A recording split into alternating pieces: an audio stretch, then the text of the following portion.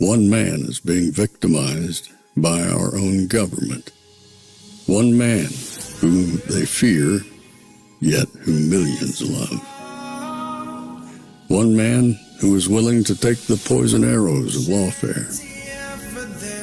One man whose voice has been taken away by a corrupt judge operating in a corrupt system. One man who has been ridiculed and insulted. One man who refused to back down. One man who refused to back down. One man who refused to back down. One man who stands between us and them. One man that wants to see America protected again. One man who wants to see America prosper again. One man who understands that a man is a man and a woman is a woman. One man who understands and protects the blessing of life. One man who wants to restore American exceptionalism. One man who once again wants to make America that shining city on a hill for all to see. A place where all the people of the world glowingly set their eyes upon. America. One man who unashamedly wants to make America great again. That one man is Donald Trump.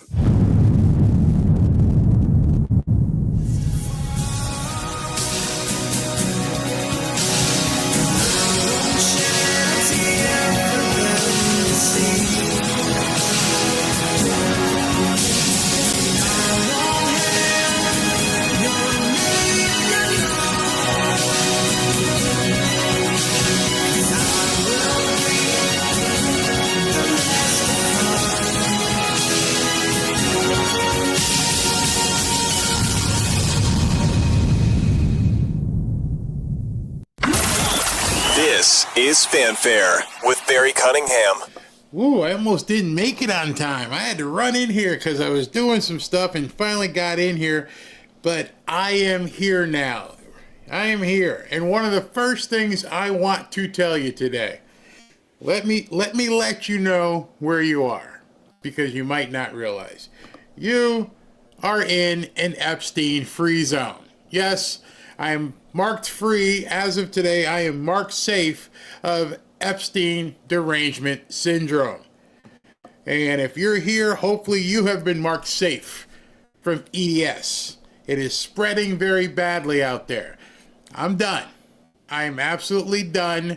I mean, there may be some things I have to mention here or there because something may break, of course. If there's some real news coming out, then I may have to, jump into it. Or if I'm interviewing somebody and they bring something up, we might have to talk about it.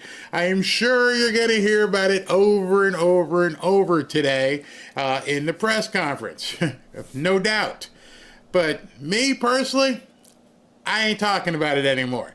And I don't care if anybody gets upset, if they think I'm a pedo protector and all that. I am... Well, I am okay. What is Ashley's texting me here? So, in that regards, let's begin talking about news. And what I want to do today in today's show, first of all, I got to give you a PSA. Me personally, will never ask you for money. I may give you money, I may give you different prizes, but I will never ask you for money. From what I understand, there are a few imposters out there that are pretending to be me, which is a scary thing that there might be people that want to be me. So I just want to show you how you can delineate for sure that it's my profile. All right, so I want to show you something. This is my real profile, right? It's got my full name and it has my handle as the full name. Nobody else out there will have Barry Cunningham. They may have different derivations. They may steal the picture. They may do different things, but nope, they do not have my name with my picture combined. And on top of that, there are other two safety features on X. Sometimes they can get around it and they can try to pretend, but there are two that I have in place. One, obviously, you see the blue check. I pay to make sure I have the blue check. The second thing you see to make sure it's mine, and this will definitely make sure you know it's me, is there's a little fanfare icon right there next to the blue check.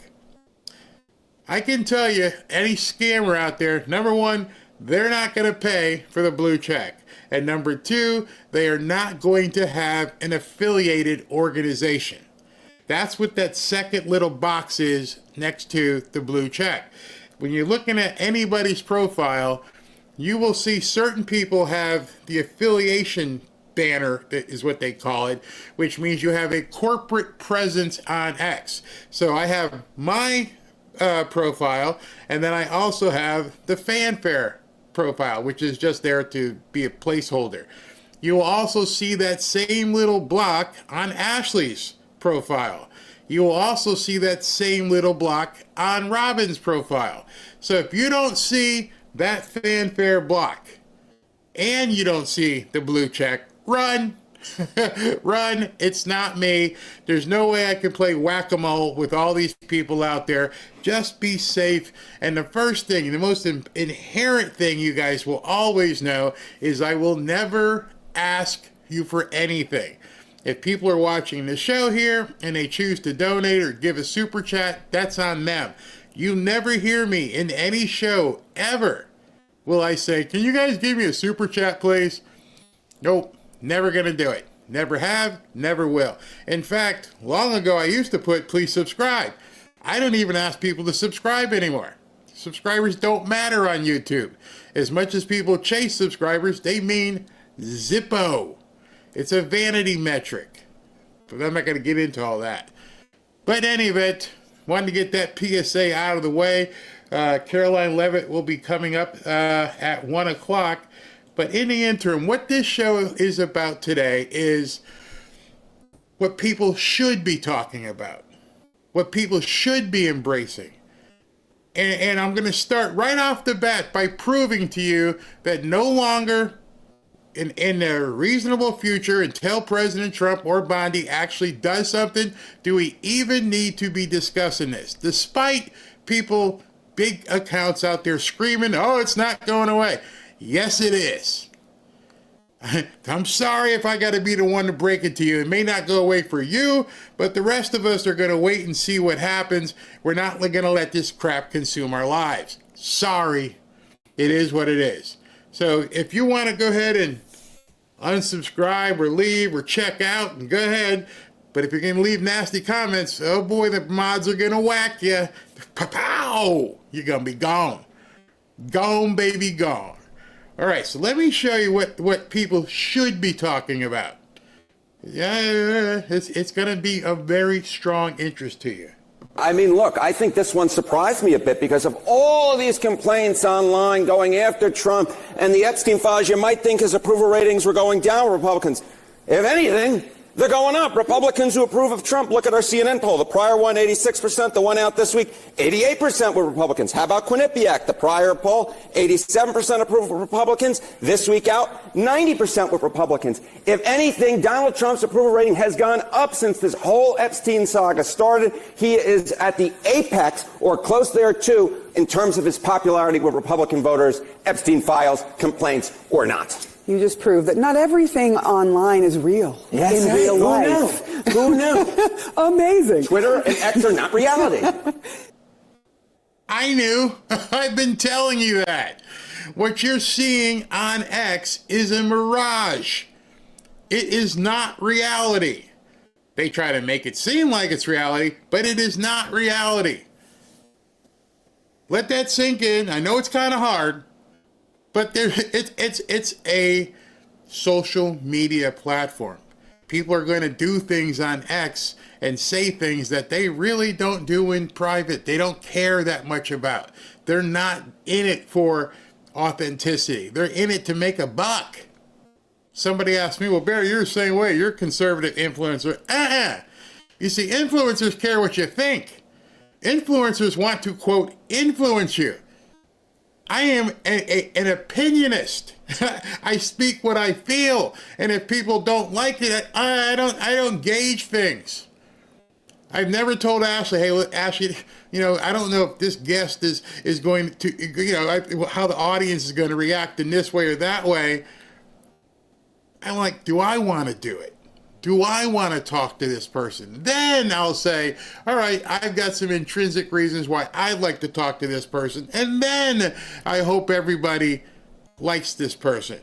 In fact, after every single interview, you can ask SB and Ashley, hey, how did people react? Because I can't tell. It's secondary. Just be careful out there because it's not real. It's an illusion. I think I went through that in the show last night. Is there any reason that you can find that this hasn't taken hold and hurt him? Yeah. I mean, on X, all you hear about is the Epstein files. But how about out in the real public? Republicans who said the top issue was Epstein case. The answer is one, and not 1%. One responded. This is a great little finding that Ariel Edwards-Levy, who of course is part of our polling unit, found. Just one single Republican said that the nation's top problem is in fact the Epstein case. Not much of a surprise that therefore... How can that be?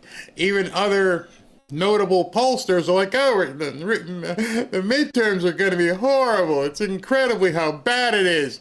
The sky is falling. No, the sky's not falling. It's not falling at all. Those who think it's falling are lying to you. They have to be lying to you. And if you dug a little bit deeper, you'd know they have to be lying to you. Barry, how do I know they're lying to you? Because they're making money. If people weren't making money, they probably wouldn't be posting. There are people like myself who get paid to do what we do. They're not doing it kind of the goodness of their heart. They're not hiring people to work for them and editors and producers. They're not doing all that just because they're nice people. They may be nice people, but they're doing it because it's a business. And I haven't met one single restaurateur who ever said, no, there's no customers, and nobody wants my stuff, but I'm going to keep cooking every day. The only reason they're posting, the single reason, is because they're making money.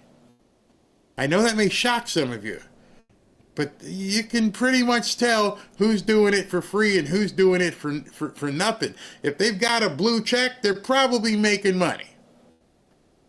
That should be your first thing. At some point, I would say if they got a blue check and they have more than 5,000 followers, they're probably making money. Not a whole lot on X, but you could be. I mean, there are people who make, a lot of money on X. And that money is independent of who's clicking. You see, controversy sells. Intrigue sells. And it doesn't matter when Elon's putting ads up. They don't say, hey, only show it to Trump supporters. No. If you hate Trump, you still got to wear clothes. You still got to eat. You're going to see an ad. And it's going to be because the algorithm is going to be approached and amenable to something that you desire based on something you previously clicked on. So even if you hate Trump, even if you hate the person posting on X, you're going to get an ad that you like. And then that person makes money. It's a simple question. You can ask people, are you getting paid? If someone's honest, they'll say, yeah, yeah, I'm getting paid to do this. I'm absolutely getting paid. It's my business. One of my businesses. And so you have to realize as you're going all across the different interwebs out there, what the inclination is. Are they Trump supporters? Are they right behind Trump? Or are they looking to see which way things go and aligning themselves accordingly? Because otherwise you could have a different YouTube channel. You could have a different Twitter profile, X profile. But if you're talking news, well, some people, which is, I'd say pretty smart, they talk about more than just politics. They'll sprinkle in some things because it's still casting those lines out into the ocean. So what you're seeing is not real. Unless somebody is dead on all the time and unwavering, you're starting to see that shift. It's not a division. See, here's the other thing I want to tell you. A lot of people say, oh, it's creating so much division. No, it's not. No, don't go there. Here's why there's no division, because here's the second question. I posted it today. Are you better off since January 19th than you were before January 19th? Meaning, are you better off after Trump took office, or were you better off before he took office? Any honest person is going to have to say, yeah, I'm better since then. Then you can always ask them, do you want to go back to how things were before? No, hell no. All right, well then there's your answer. All right. Donald Trump's approval rating has not suffered with Republicans because of the Epstein case, because the bottom line is most Americans say it's not high up on their priority list. Congressional Democrats have been trying to seize on this. You hear them also parroting what you're hearing online, saying release the files, this is terrible, blah, blah, blah. I mean, is that working for them? No, I mean, look, here's what's so important. You know, we talk about the potential of Republicans leaving Donald Trump. They're not leaving him. But what about congressional Democrats and problems with their own base? Democrats' net approval of congressional Democrats, according to Quinnipiac University, in June of 2025, it was their second worst ever at minus 12 points. Is that not low enough for you? How about we go even lower? In July of 2025, minus 13 points, their worst net approval rating for congressional Democrats among Democrats ever. Donald Trump is not the one who has problems with this political base. It is congressional Democrats are the ones who have problems with their own political base. All right. Now you know why the Democrats are jumping into that whole Epstein thing. They got nothing. They have less than nothing. They can't even see the surface as they're trying to go back up in the water. They're done. And so every little thing they're trying to grasp, and maybe this will work, maybe that, none of the stuff they're doing is working. None. All they're doing is sinking themselves further. They're all trying now to align around, Zorhan. Suicide. Just complete suicide. They're watching the newcomers self-deport. All of this is happening, and they're like, we're going to just get up and walk out of a Senate meeting today. I'll show you that too. They have nothing. You have no opponent other than ourselves. That's it. Let Trump cook. Stop it. Enjoy what's happening. Pray for the kids and wish that these perpetrators come to justice, but at the same token, you don't have any alternative. There's no way anybody who's talking bull crap on X, I just won't vote for him. I didn't. Yes, you did. Yes, you did. Zorhan today makes a video that he wants to take everybody's property and nobody should own a home. It should all be communal.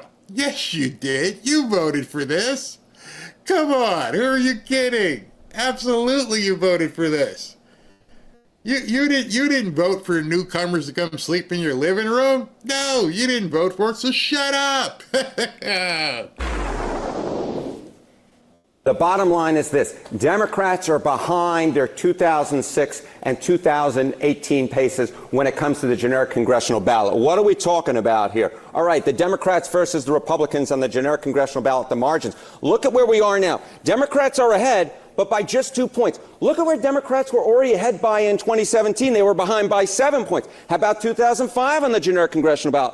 Ahead by 7 points, and now they're only ahead by 2 points. Their lead is less than half of where it was in either 2017 or 2005 in July of those years, the year before the midterm election. Yes, Donald Trump may be unpopular, but Democrats have not come anywhere close to sealing the deal at this particular point. Yeah, wave looks very different. Yes. All right, this is the generic ballot test. This is when you test people in a generic question. Of course, the House races aren't generic. There are 435 of them. What happens when you go race by race? What happens when you go race by race? Well, it's the same idea. Okay, House seat ratings with a GOP president, like back in 2005 and, of course, 2017. More net pickup seat chances. Well, last time around, look at that. Democrats were ahead by 33 seats. How about in 2005? Democrats were ahead by 7 seats. What's going on right now? It's actually Republicans. Actually, Republicans with more net pickup chances at plus 12, according to the Cook Political Report, when you add in the likelies, the leans, and the toss-up races. So it's not just on the generic ballot where Democrats are behind their 2017 and 2005 pace. It's actually when it comes seat by seat, you see that, at least at this particular point, Republicans actually have more net pickup opportunities. This doesn't look anything like those wave elections back in 2006 or 2018. If it doesn't look... I'm confused. I've just been seeing naysayers tell us all along that the midterms are horrible. They're going to lose. The Republicans are going to lose. You see, as important as those files are, whatever those files may be, what's more important to people is their livelihoods. Can they feed their families? Can they pay for gas? Are their mortgages or rent more palatable? Are their taxes the same or getting lowered? Are they safe? See, these are the things that most people think about. If in your home, if your wife or your daughter want to go on vacation or go to the mall or go to a restaurant, are they going to be safe in doing so? Is some person from some other country going to snatch them in an alley and do something completely untoward to them? Are you going to go to the checkout line in a gas station, in a grocery store and go, I can't really buy this stuff today because I can't afford it? Are people able to budget better? Are you making more money? Are you seeing, and when I say making more money, are you bringing home more money? Do you understand what's going to be happening in next year when you file your taxes? I've seen people complain about the no tax on overtime, and they thought it was everything, 100%. No, you have like a $15,000 cap. All right, so it's $15,000 more in your pocket, and people are complaining. Imagine that. Somebody's handing you $15,000 or $12,500, I think, if you're single. $12,500, and people, I thought it was, what was this charade about no tax on overtime? $12,000? $12,000 that you didn't have, you are going to keep. See, those are the things. Somebody asked me in the chat and said, Barry, I didn't see your question. My question's right here. I have one question. I'll begin asking people, is your life better now than it was on January 19th? If people can't be honest about that, then they are lying to you. Straight up. Why even have a further conversation? Is your daughter going to have a guy in the locker room? I could go on literally for an hour with all the things that are different. Life is better. And I don't even need a poll to see that. You live your life. Every single day you live your life. You know what it feels like nowadays. Now, of course, unfortunately, there's some people living in certain areas where the governors are resisting and trying to cause as much harm to you as possible so as President Trump doesn't look good. Can't do anything about that. That is a local level. And you need to understand the difference. When you go to the pump, you should know how much of the money you're paying per gallon is a state tax. Because here's the price of the gas, and then on top of that is state tax and use tax and drive around the block tax and, don't have an electric car tax. Can't do anything about that. That's where you live. That's not Trump. Go down to the base point and say, hey, what's the price of the gas before you tack all this other stuff on? And you're going to see it's cheaper. Some people say, my rent hasn't changed. In fact, it's gone up. You know why that's happened? See, that's a whole different dynamic. If your rent is going up, that is a sign of a better economy. And you think to yourself, well, Barry, what do you mean by that? Well, that means more people want to live where you live. That means that landlord says, hey, listen, I know you've been paying $1,000, but your lease is almost up, and I've got people now, and I've done my comparable data, and I can see I can put this people in here for $1,500 a month. That's not his fault. Yeah, you've been a good tenant, but now you might not be able to afford to live here because things are getting better. It's not because Trump doesn't control your rent. Owning real estate, I can tell you, I'll sign a lease, and then about 2 months before you do the lease, you start doing market data, and you want to see what the comparable analysis is, and you want to see what people are getting in other similar properties. And if I've got a lease with somebody for $1,500 a month, and I can see right down the street they're getting $2,000 for the same amenities, guess what's going to happen when that lease is up? Yep, it's going to be $2,000 the next time. And then, depending if you've been a good tenant, I might give you some discounts, but it's going to go up. Because if it weren't going up, then you'd have a problem. And people are thinking to yourself, why would that be a problem? Because that means the market is shrinking, it's contracting. Wait till you see what happens when interest rates get lowered. As soon as Jerome Powell cuts that and drops that a couple points, oh my goodness, things are going to explode. I keep telling you, get ready. Get ready. Anything like those years, what does it look like? Okay, so what does it look like? Well, let's take a look back at the generic congressional ballot. What was going on in Ipsos in October of 2024? Democrats were ahead by 2 points.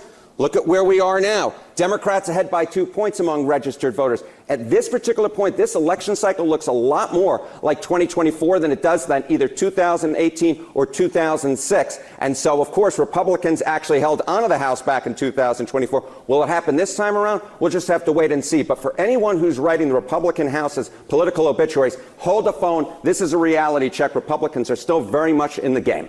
Area, and that'll be quite a reality check, I think, for a lot of Democratic voters. Yeah. Thank you very much. Reality checks. That's the theme right now people should be having. The reporters are filing in, and they're beginning to get settled, and as soon as they get settled, I will, of course, put them on. Let me see. I've got to play something here. All right, I'll be back in, what is this, 60 seconds? Is it up? Nope, that's not it. That's the wrong frame. Where is it? Very quickly here. Hold on. I thought I had it. Guess I don't. All right, so let's continue. Sales. Let's get right to CNN's Zane Asher. All right, that's an arrow pointing up. What does that mean? Trade war? What trade war? What tariffs, John? Yes, the number actually came in pretty hot, 0.6% in June. And when you compare it to what we were expecting a rise of about 0.3%. That's coming in significantly hotter than expected. And that tells us that the U.S. economy, or rather the U.S. consumer in this country, is very resilient, despite all of the headwinds we've seen as it pertains to volatility, as it pertains to uncertainty with this trade war. They are still going out and they are shopping. When you think about this in the context of the retail sales numbers we've seen so far this year, they have been literally, John, look at that, all over the place. When you look at from January 2025 till now, part of the issue, look at March, right? It skyrocketed. Part of the reason is because people back then were front loading. They were going out and buying appliances, buying furniture, buying all the things that we import from China in advance of Liberation Day. And then it dipped dramatically in May. And that's because, well, listen, if you buy all the goods that you need earlier in the year, you don't necessarily need to buy them again in May. So this number we're seeing in June, right there, was really important for economists to see where things had sort of leveled out. And when you look at that number, it tells you that people are still shopping, despite everything that we've seen, all the headwinds, people are still going out. And so one of the things that... Wait a minute. People are still buying stuff. They're shopping. They're traveling. July 4th, the numbers were incredible. It's getting into the summer season. I just flew up to Connecticut. Things were packed. The flights I'm talking about. Nobody wants to go to Connecticut. There's not really much going on there. On the flight back, though, people come into Florida, mob scene. So, yes, people are beginning to spend money again. They did it before the tariffs because they were browbeat into fear. Oh my God, these tariffs are going to cause so much inflation. And so people pulled back and they're like, nothing happened. Yeah, in fact, okay, let's buy again. And they're out there buying. You can't stop what President Trump is doing. The only way it can stop is for people who try to deflect what is actually happening. And once you come back to real life and people start reading the data of what's going on in real life, they're like, none of this other stuff matters. No, none of it matters. Stop with it. Enjoy your life. Other people are. Other people are out shopping and traveling and doing everything and having this much of a priority with that other stuff. Don't get sucked into it. Trump is doing exactly what he said he was going to do. We still sort of continue to ask here at CNN is, why is it that this trade war, that all of the uncertainty is not trickling into the hard data just yet? What I found interesting as I peeled back the numbers is that, even though appliances and electronics, we did see a slight dip. Obviously, those are very tariff sensitive. But clothing, for example, food services, people going out to bars and restaurants, that was actually significantly higher as well. And see, the other hard purchases, you only need a refrigerator once in a while. You only need tires for your car every once in a while. But the other numbers, that's why when you hear the numbers and what they say and they go exclusive of food and blah, blah, blah, the reason why is because those numbers are directly correlative to how people are living their lives. When you're going out to the movies, when you're going to flea markets and shows and concerts, that's disposable income that you're spending. This is what the difference is. And it's shocking to people because, well, it shouldn't be shocking. You see, if the influencers out there were actually talking about what's really happening, you would already see this. If you were following this, many of you may be already like, hey, my life is much better. I don't understand why everyone's freaking out. Why aren't they showing this stuff to you? Why are they not talking about all this goodness? Oh, I got more. Says that discretionary spending is strong. People are shopping even for the items they don't necessarily need. So, yes, overall, a very positive number. President... People are shopping for even stuff that they don't need. They're binge shopping. When's the last time you've heard that in our economy? People are going to stores and just buying stuff. That looks good. Let me get some of this. Yeah, that looks like fun. Things that you like, I don't think I could do that right now. It doesn't fit in my budget. And people are like, buy it. Let's enjoy this economy. Things are going great. That is the refrain. Things are going great, just as he expected. When I had talked right after the election, and he had agreed to come to Pennsylvania to talk about really the energy revolution and the AI revolution, and the crossroads for the two is Pennsylvania. And the reason is we have abundant energy. We're the second largest energy producer in the United States, the fourth largest natural gas reserves in the world, an incredible skilled workforce, incredible technology. We had this at CMU, this summit at Carnegie Mellon University, which is one of the leading AI producers. And so I asked the president to come, and the fact that he came was an opportunity to reinforce his policies and then what they're doing for America. We had 60 major CEOs, $90 billion of investments in data centers, in energy transmission, energy infrastructure, energy distribution, nuclear reactors. And then beyond that, we had 150 members of the media, so we could tell Pennsylvania's story. And finally, the thing I think clinched it for the president, he and I could both say, and this is what he campaigned on and I campaigned on, we're bringing jobs and opportunity to working families across Pennsylvania. So it was really a great day, and the president brought many key members of his cabinet, Secretary Bessent, Secretary Lutnick, Secretary Burgum, Secretary Wright, David Sachs, Lee Zeldin. We really had the A-team, and it was a great day for Pennsylvania and America. This is the kind of information I would think people would need to know, would like to know. This is the kind of information that I think people can manage their lives with. It surprises me how little people talk about this. I've got a lot more, but what's going to happen here? She's late right now, 5 minutes late. Before she comes on, let me jump into this for 90 seconds. Today's show is brought to you by Juvenon. Are you feeling tired, sluggish, or foggy? It could be poor blood flow. Blood Flow 7 by Juvenon is scientifically designed to support healthy circulation, so you'll feel energized, clear-headed, and vibrant again. It's packed with natural ingredients like nitrocyanine, I hope I said that correctly, S7, and trans resveratrol. Blood Flow 7 works by boosting nitric oxide levels, a molecule that relaxes blood vessels, helping your blood flow freely to every corner of your body. And that means more oxygen and nutrients to your brain, heart, muscles, and even those places that might need a little extra help as you age. They call it a lifting. They also use another word, but I'm not going to use that word. You know what that is? The word, it starts with an E. You know what the word is? If I ever used it, I'd be run out of town by you people. Oh, behave. Yeah. Yeah, baby. Yeah.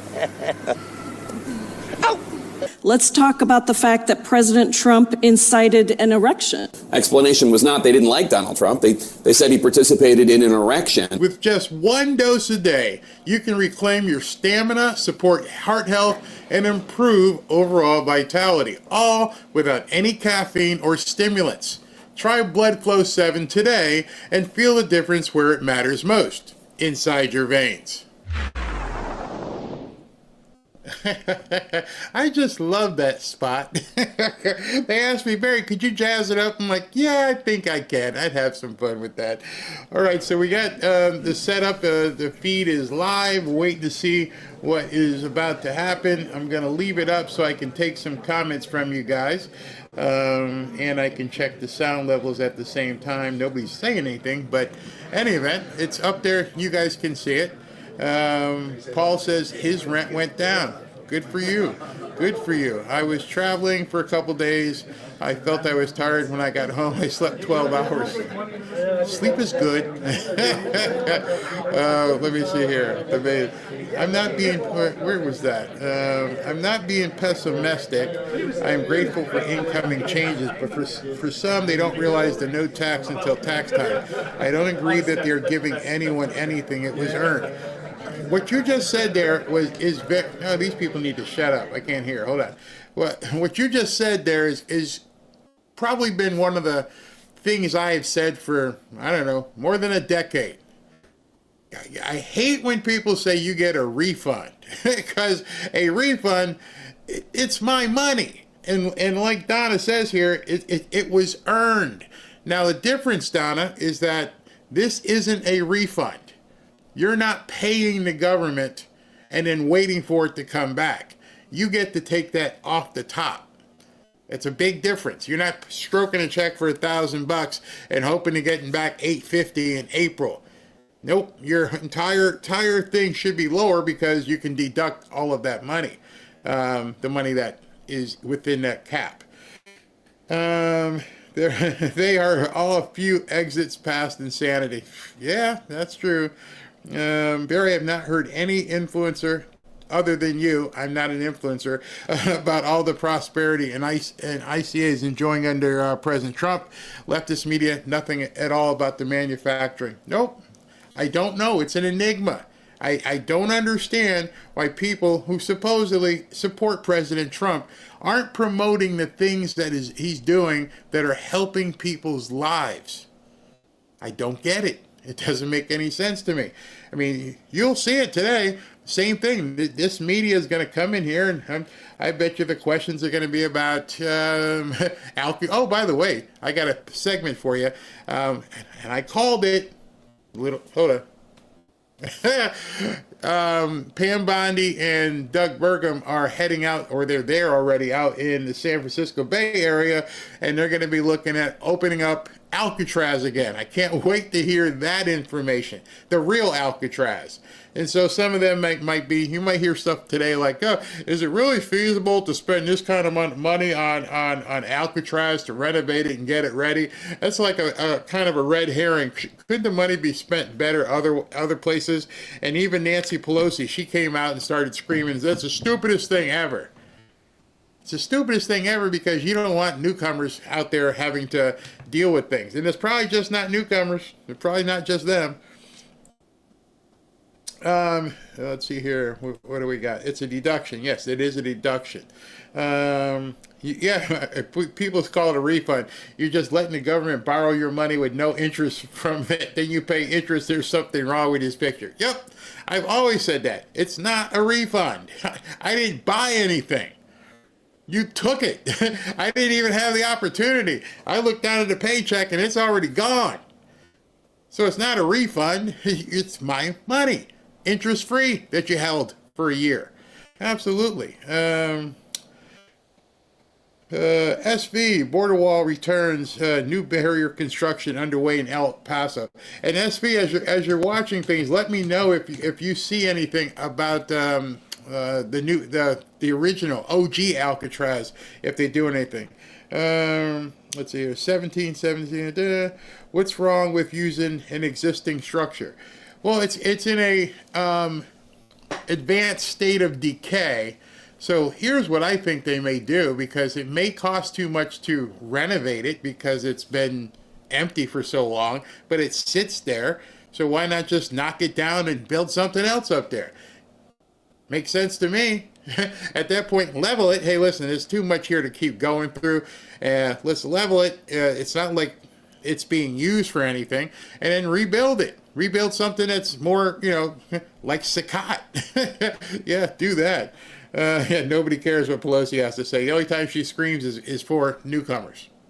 Exactly. Not a refund, it's theft fund. Indeed.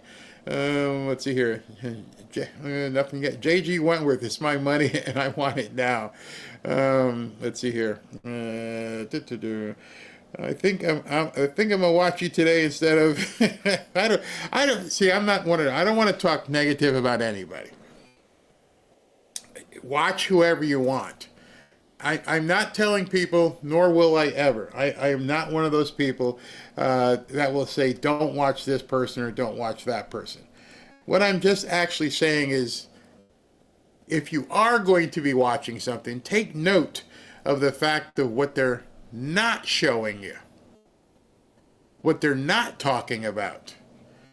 Because I almost feel it's remiss if you're not telling people, hey, did you see this? Do you see what's happening? You understand what this is going to do for you and how it can be better for you? And me personally, in my life, I have begun, only because, where things are, I have begun spending more time watching Fox Business and CNBC. Those two stations right now seem to have the most important news that I want to hear. I can always check the sewer, known as X, to find out what's going on with this or that. But for the most part, I watch CNBC and Fox. And they will run on my screen while I'm sitting here working. And I'm like, that's an interesting story that I know nobody's going to tell you about. Which to me is also part of the problem. The entire system of our government, including with Trump, has not ever taken the time to show real people, Main Street people, how to use and how to avail themselves of the stuff that everybody else gets to see. Even the jargon is so appealing. Like, I don't, how many times we talked about Bitcoin and people are like, I have no idea what to do with Bitcoin. I sat down with BLS at lunch that day and he was telling me about his XRP investment. I'm like, I don't know anything about XRP. And so I can talk to you about real estate. I could talk to you a little bit about Bitcoin, but I'm a real estate guy. How many people even know the intricacies of putting together investments and understanding what to do with real estate and how you can commoditize it and actually make money on it without it? You'd be very surprised. Let me just say that. And the same thing with Bitcoin. The same thing with XRP. And the same thing with AI. they're otherworldly because it's not talked about. Why aren't all the influencers out there talking about how to use AI all over the place? What you can do with AI? How it actually matters. Like when Mark, I had him on, Mark, we did Peckman, and we did the interview, and he's like, break it down to small bits and pieces. What's the first thing you can do? I hope some of you guys have went to Perplexity, and you're like, ooh, this is pretty cool. Perplexity to me is like one of the things that is just, you can put a topic in. Maybe I should do a show and show you Perplexity. It's amazing what kind of stuff you can get and garner information. So let's say you want to learn the basics of AI, or even smaller. How do I use Grok to my advantage? You put that in, and then it's going to come up with a whole bunch of resources for you that you can begin reading and watching the videos and clicking here, and you don't have to pay a dime. But I don't see anybody talking about it. Ask yourself why. I don't know. Will says, those who embrace change thrive. Now is the time to thrive. Yeah. See, all the Democrats cry about is criminals. Yep, exactly. Ruthie, there you go. Perplexity was pretty interesting. Yeah, you step into something for the first time. Go to a new restaurant. You go see a movie. You don't know what it's like. You get word of mouth. People are like, hey, man, you should go see Mission Impossible. But then you go and you're like, wow, that's pretty cool. Go see F1. That's pretty cool. You just have to take the initiative and go. And those things cost money. Some of this other stuff is free. So I don't know what her holdup is here, but I know if I hit the button and continue, what will happen. If I hit the button and say, all right, let's continue with my show, then she'll come out and I'll have to stop in the middle of it. But I don't mind talking to you guys. Let's see here. David, I don't know what David said. I purchased Bitcoin and XRP, not much, just a little, but I'm just holding it and watching it ups and down. How long should I keep buying more at a time? I'm holding for now. Not me or anybody else is going to tell you how much of your money you need to spend.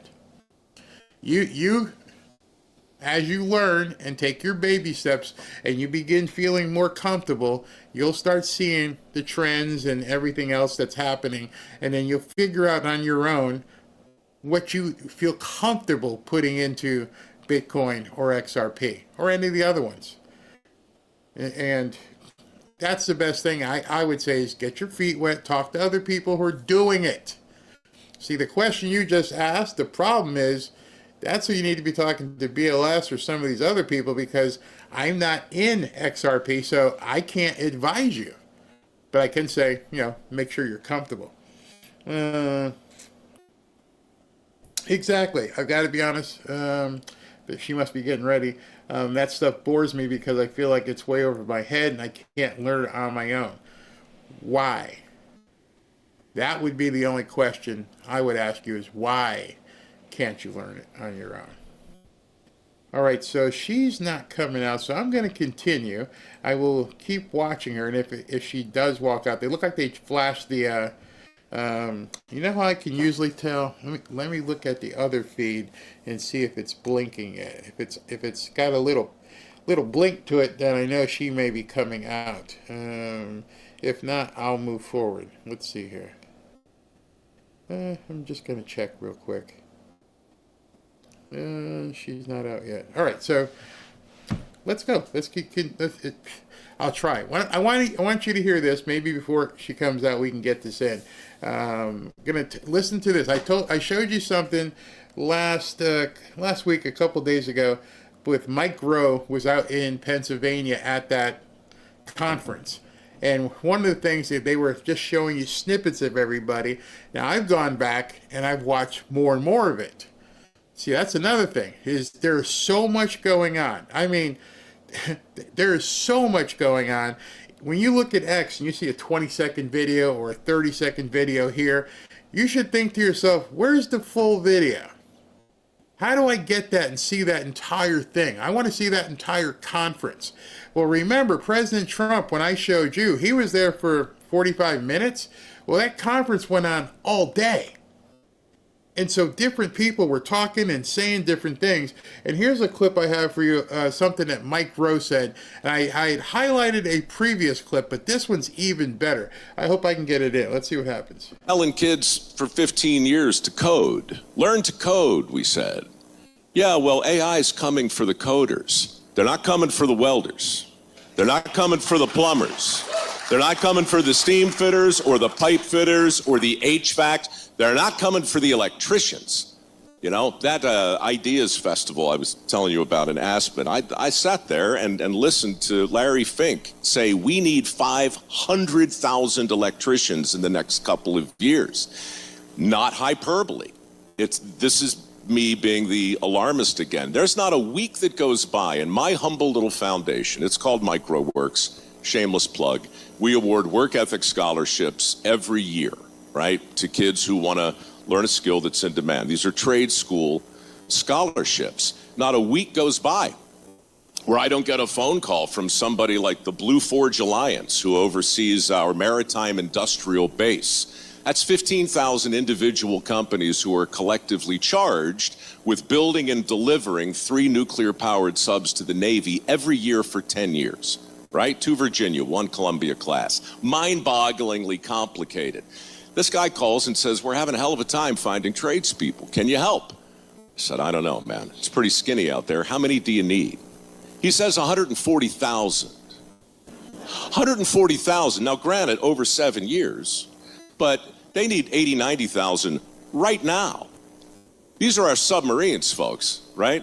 Things go hypersonic, little sideways with China, Taiwan, whatever. Our aircraft carriers are no longer the point of the spear. They're vulnerable. Our submarines matter. And these guys have a pinch point because they can't find welders and electricians to get them built. Where are they? They said. We've looked everywhere. Do you know? I said, yeah, I know where they are. They're in the 8th grade, man. They're in the 8th grade. And the same thing, the automotive industry needs 80,000 collision repair and technicians. Energy, I don't even know what the number is. I hear 300, I hear 500,000 everywhere.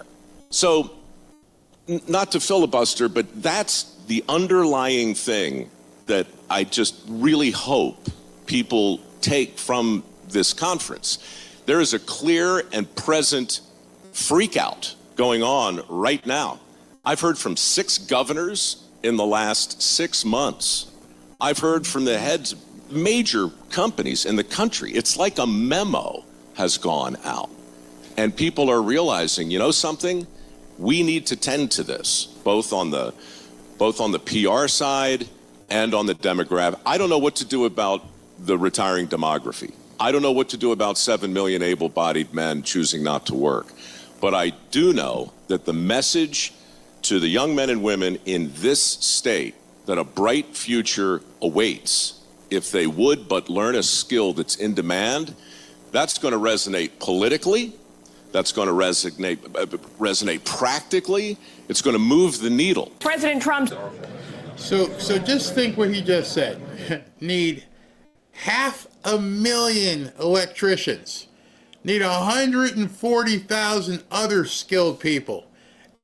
Where are they? and his answer blew me away. Oh, they're in the 8th grade. Which means, this is what really sad, is almost the entirety of our college population is toast. Let that sink in. People have been spending $50,000, $100,000 a year to send kids to colleges when now the opportunity is going to be outside of college. Realize that. They need 500,000 electricians, and people for a long time, I don't want to be an electrician, I don't want to be a plumber or a welder, oh no, I'm in basket weaving express. And then they go get a job at Starbucks.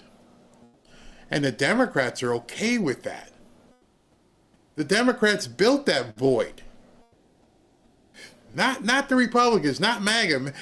Mike Rowe and these people are saying, hey, look, opportunity.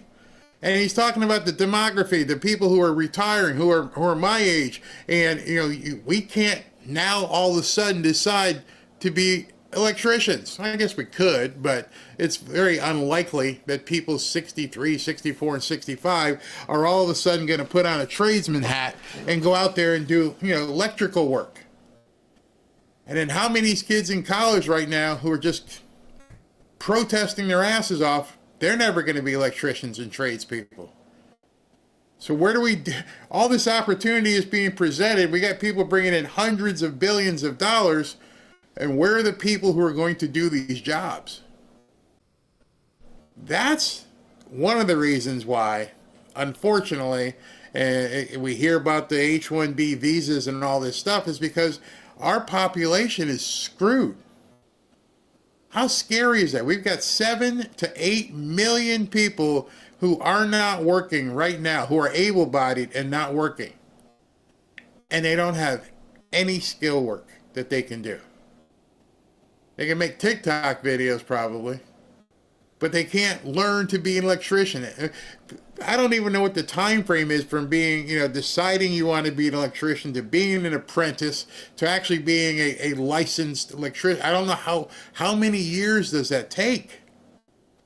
Same thing with all the trades, the HVAC, the plumbers, the carpentry. We told kids, don't do this. We told them, go to college, get a degree, and get a job doing something. And now, right now, if you were a young 19-year-old kid and you were in some sort of apprentice program at a trade school, you're looking at about $100,000, $150,000 a year job that the kids paying $150,000 to get educated can't do. So, sorry if we're not all in on the EDS right now, because there's too much opportunity. You have to wonder, why are people not promoting this opportunity? How about putting up a post, hey, stop looking at X and go to trade school. Stop worrying about TikTok. For every one person who, and they have to understand, let me give you a secret here. This is a secret that not a lot of people will talk about. But 90 to 96% of people who start a YouTube channel don't make any money. Because you have to, just like with an apprenticeship, you got to put in so much time. You might get like one video that takes off, maybe you might get 10 million views, and then your next one gets 50. So it's not sustainable. Same thing on TikTok, same thing on Facebook. Until you put the time in, until you've got a catalog of stuff, there's no money to be made. There's nothing out there other than a lottery ticket that's going to get you paid tomorrow. There was a post today, the guy here from Miami won the World Series of Poker. And the guy won, and he won $10 million. SV, did you see that? Maserati, he won $10 million. And I remember being down in Hollywood at the Hard Rock. I actually beat that guy in the tournament. I took the wrong career path. He just got $10 million. Damn. Real quick here, I've got a comment from Gaspar de la Rosa. Hey, Barry, from California, Alcatraz is like a historical monument. Anything over 100 years old in California is protected, can't tear it down. I can't debate you on this, but I'm going to question that because it's a federal facility. So I'm wondering what kind of stuff President Trump is planning on doing with it. Stay tuned. It happened today. So I'm sure we're going to see a press release. Something's going to come up, and we're going to see what they're going to indeed do with Alcatraz. Maybe what they do is build over. I don't know. Remember, Trump's a builder. So if Trump has toured the facility and he's like, okay, get me this code, let me see this, let me see that, and he's going to figure out what to do. Maybe I don't know, but I've seen what he's done to some places. He just built over it. Put a new building on stilts and just built over something. And maybe that stays downstairs as like a museum, and he just build up. So I can't tell you, but there's a reason why Pam Bondi and Doug Burgum are out there today talking about it. So I hope she's got an announcement about it. My son, Lynn says, my son doesn't have a degree. He went out and got numerous jobs. He started out in landscaping. He got started doing pipe fitting and makes decent money, and he likes it. Yeah, exactly. The reason Alcatraz was closed because it was too expensive to run. Imagine that. The government couldn't run it correctly. I have no doubt Trump will fix that. Do you need to be good in math for an HVAC tech? I don't know, but I'm thinking about it. What does an HVAC tech does? Gauges? I don't know. Anybody here in HVAC? If you need to know, if you need to be well versed in math, I'm not sure. Leave Alcatraz alone. Why? Why? I don't know. Use it. Barry, where I live, every HVAC truck has a "we need help" signs on the back. Yep, absolutely. They told us, hey Valerie, they told us in the 70s, go to college as if it'll make us more money and life will be easier.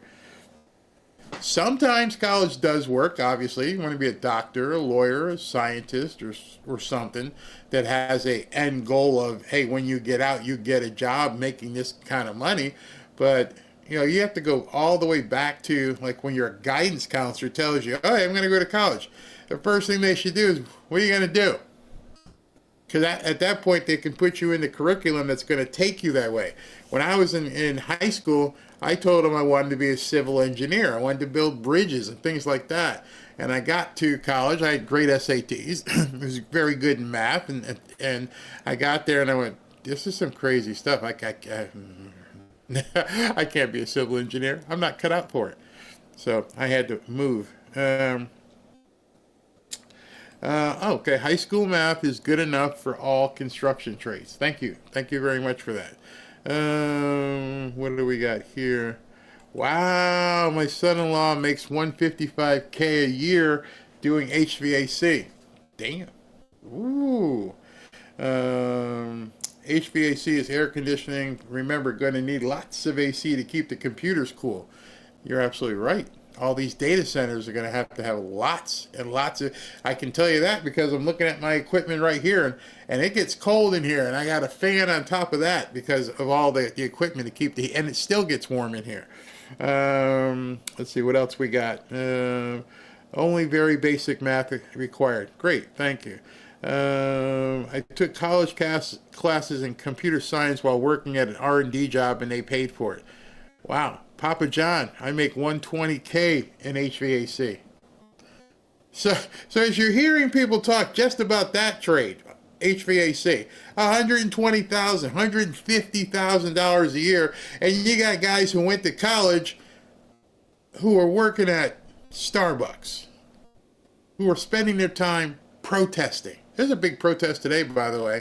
There's 1,600 protests around the country. Has to do with John Lewis or something. It's got to make good trouble or some crap like that. But in any event, back when I was going to high school, our track was, hey, you go to high school, you go to college, you get a job. And most of the people I think most of the people in my high school were going to be either lawyers, doctors, and some wanted to be like registered nurses and things of that nature, licensed nurse. I forget what it is, but they had an income level attached to like what you wanted to do. And these kids these days, no, they don't even think about it. It's crazy. Rent-a-crowds is big business. I don't know if you saw that story, but some guy had not a contract, but they offered him like $20 million to staff these protests. $20 million. No matter what level of math, you do have to be good at or you're screwed. Okay. The government probably shut down Alcatraz because the employees didn't like the boat trip. I didn't think about that. Yeah, you get this. That's out in the middle of nowhere. I'm anxious to see that announcement that she puts out. So she's still not. I mean, when I say she, I'm talking about Pam Bondi. So if she's still not out, let me continue with my show. So, and as soon as she comes out, I will change it. Tariffs are now luring at least a couple of foreign companies to manufacture their products stateside. This includes South Korea's Samsung. They are now going to produce their washing machines out of Newberry, South Carolina. Steve Harrigan has those details for us. Hey, Steve. Julian, those washing machines are actually rolling off the assembly lines right behind me. There's not a whole lot of debate in Newberry, South Carolina about whether or not President Trump's tariffs help or hurt the economy. Here, they say it helps. Putting in 20 to 50% tariffs on foreign-made washing machines back in 2018 motivated Samsung to build a $500 million washing machine manufacturing plant here, making them instantly the county's largest taxpayer. I think tariffs are a really important topic in our current environment. Even before tariffs became a really hot topic, we're trying to strive for that American dream, right? You know, made in America for Americans. That factory also created more than 1,600 jobs here, starting salary of $17 an hour. That's a lot higher than the local minimum wage here of just $7.50 an hour. Family, we just run over to the electronic area. I get a really proudful feeling when I see those customers walking out of the stores with product that was built here in Newberry. An international business. So it went from, it went from $7 an hour in this small town in South Carolina to $17 an hour. So it basically more than doubled. And 17 times 40 hours is $680. So you're basically talking these people are making $33,000, $34,000 before overtime, which is probably in that small city in Newberry, South Carolina, a good living. So I don't understand when people are talking about the tariffs and how they notice what he said. That was from 2018, not that spot, but the reason why that building and why Samsung moved there because of the 2018 tariffs. So they do have actual studies that they can do and say, oh, because of this, we've revitalized this entire town here in Newberry, South Carolina. And now people there are happy. Hey man, this is good. We're working. We're seeing things happen. Let's continue. Guy, how would you rate Trump's success on trade deals so far? Where I think this whole thing is going, and so far I've been right, is that Trump is putting in place effectively a VAT tax, a value-added tax, a consumption tax, but he's not calling it that. Because when you start to see tariff rates between 10 and 12%, that's a reciprocal tariff on the European countries, the Swiss, the French, the British, the Canadians. It's the same thing. They have VAT taxes around that amount.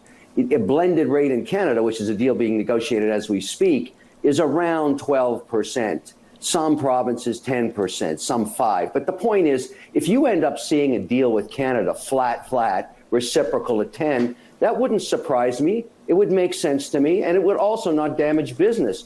And so I would give him high marks in terms of success. People do not like to watch the sausage being made. It's difficult. But Trump doesn't give a damn. That's obvious. And he's happy to roll the cameras while all this goes on in the White House. You've seen it happen dozens of times. But if we end up globally with a reciprocal 10, 12%, I think everything works out, and the market thinks that too. That's exactly why these indices are near their all-time highs. So when you hear these kind of things from business people, and you try to break it down to a smaller level, I don't mean smaller, but easier for more people to understand, it ends up being like this. My mom grew up in Newberry. It is a tiny town. What a great opportunity. It's all relative. Because I know some of you guys sat back and said, $17 an hour isn't that much money, but you're not from Newberry, South Carolina. And these companies are picking these areas because they're like, you know what? I can get the land really cheap. I can get a whole lot of it. I can build out a huge facility here, and I've got an underserved population. I'm not building this thing in New York. I'm not building this thing in San Francisco where they're going to tie me up with all kind of regulations and I'm going to have to pay 30 or 40 bucks an hour. I'm going to build this 300,000 square foot facility here in Newberry where everybody here is like, oh, wow, this is going to be awesome. I can't wait to get a job there.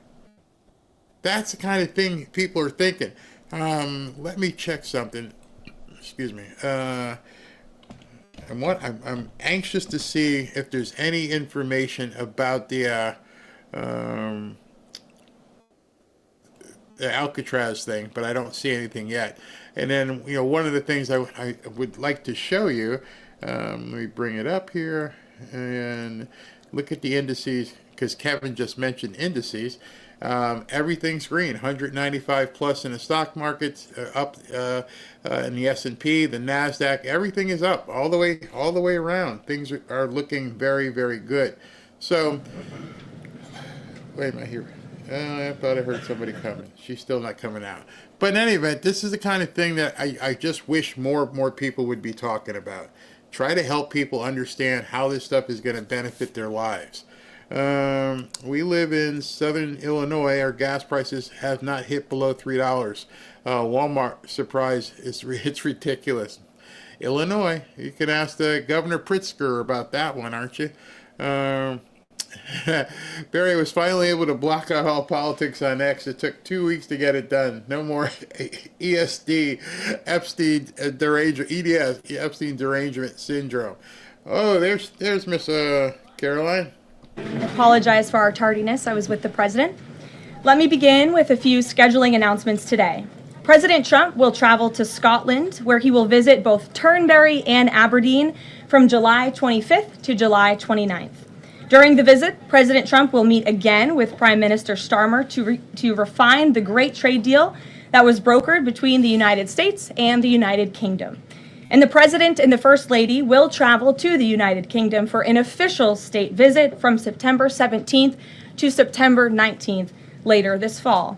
This will mark a truly unprecedented second state visit for President Trump, and he is honored and looking forward to meeting with His Majesty the King at Windsor Castle. There has been a wave of positive economic news over the past week, which I would like to highlight today. Joe Biden's inflation crisis has been defeated. Prices paid to American businesses for goods and services were flat in June, which is lower than all 50 forecasters in the Bloomberg survey predicted. And core inflation, which is the best measure of inflation, came in lower than expected again in the month of June. Since President Trump took office, core inflation has tracked at just 2.1% overall and has come in below or at economists' expectations every single month. Wages are growing at a strong pace and prices are falling for everyday Americans. We also saw prices for new and used vehicles and airfares drop last month. In addition, prices for gas, fuel oil, energy commodities, hotels, airfare, public transportation, and fresh vegetables are all down over last year.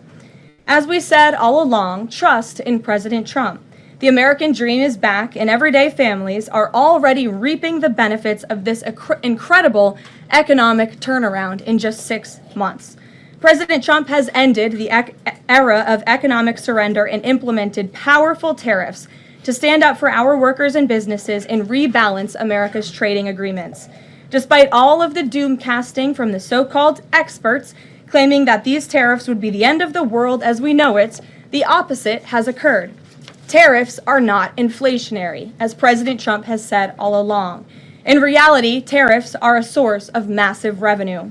We're seeing trillions of dollars in private investment pour into our country right now because the companies around this world want to make their products right here with American labor and not have to pay any tariffs at all.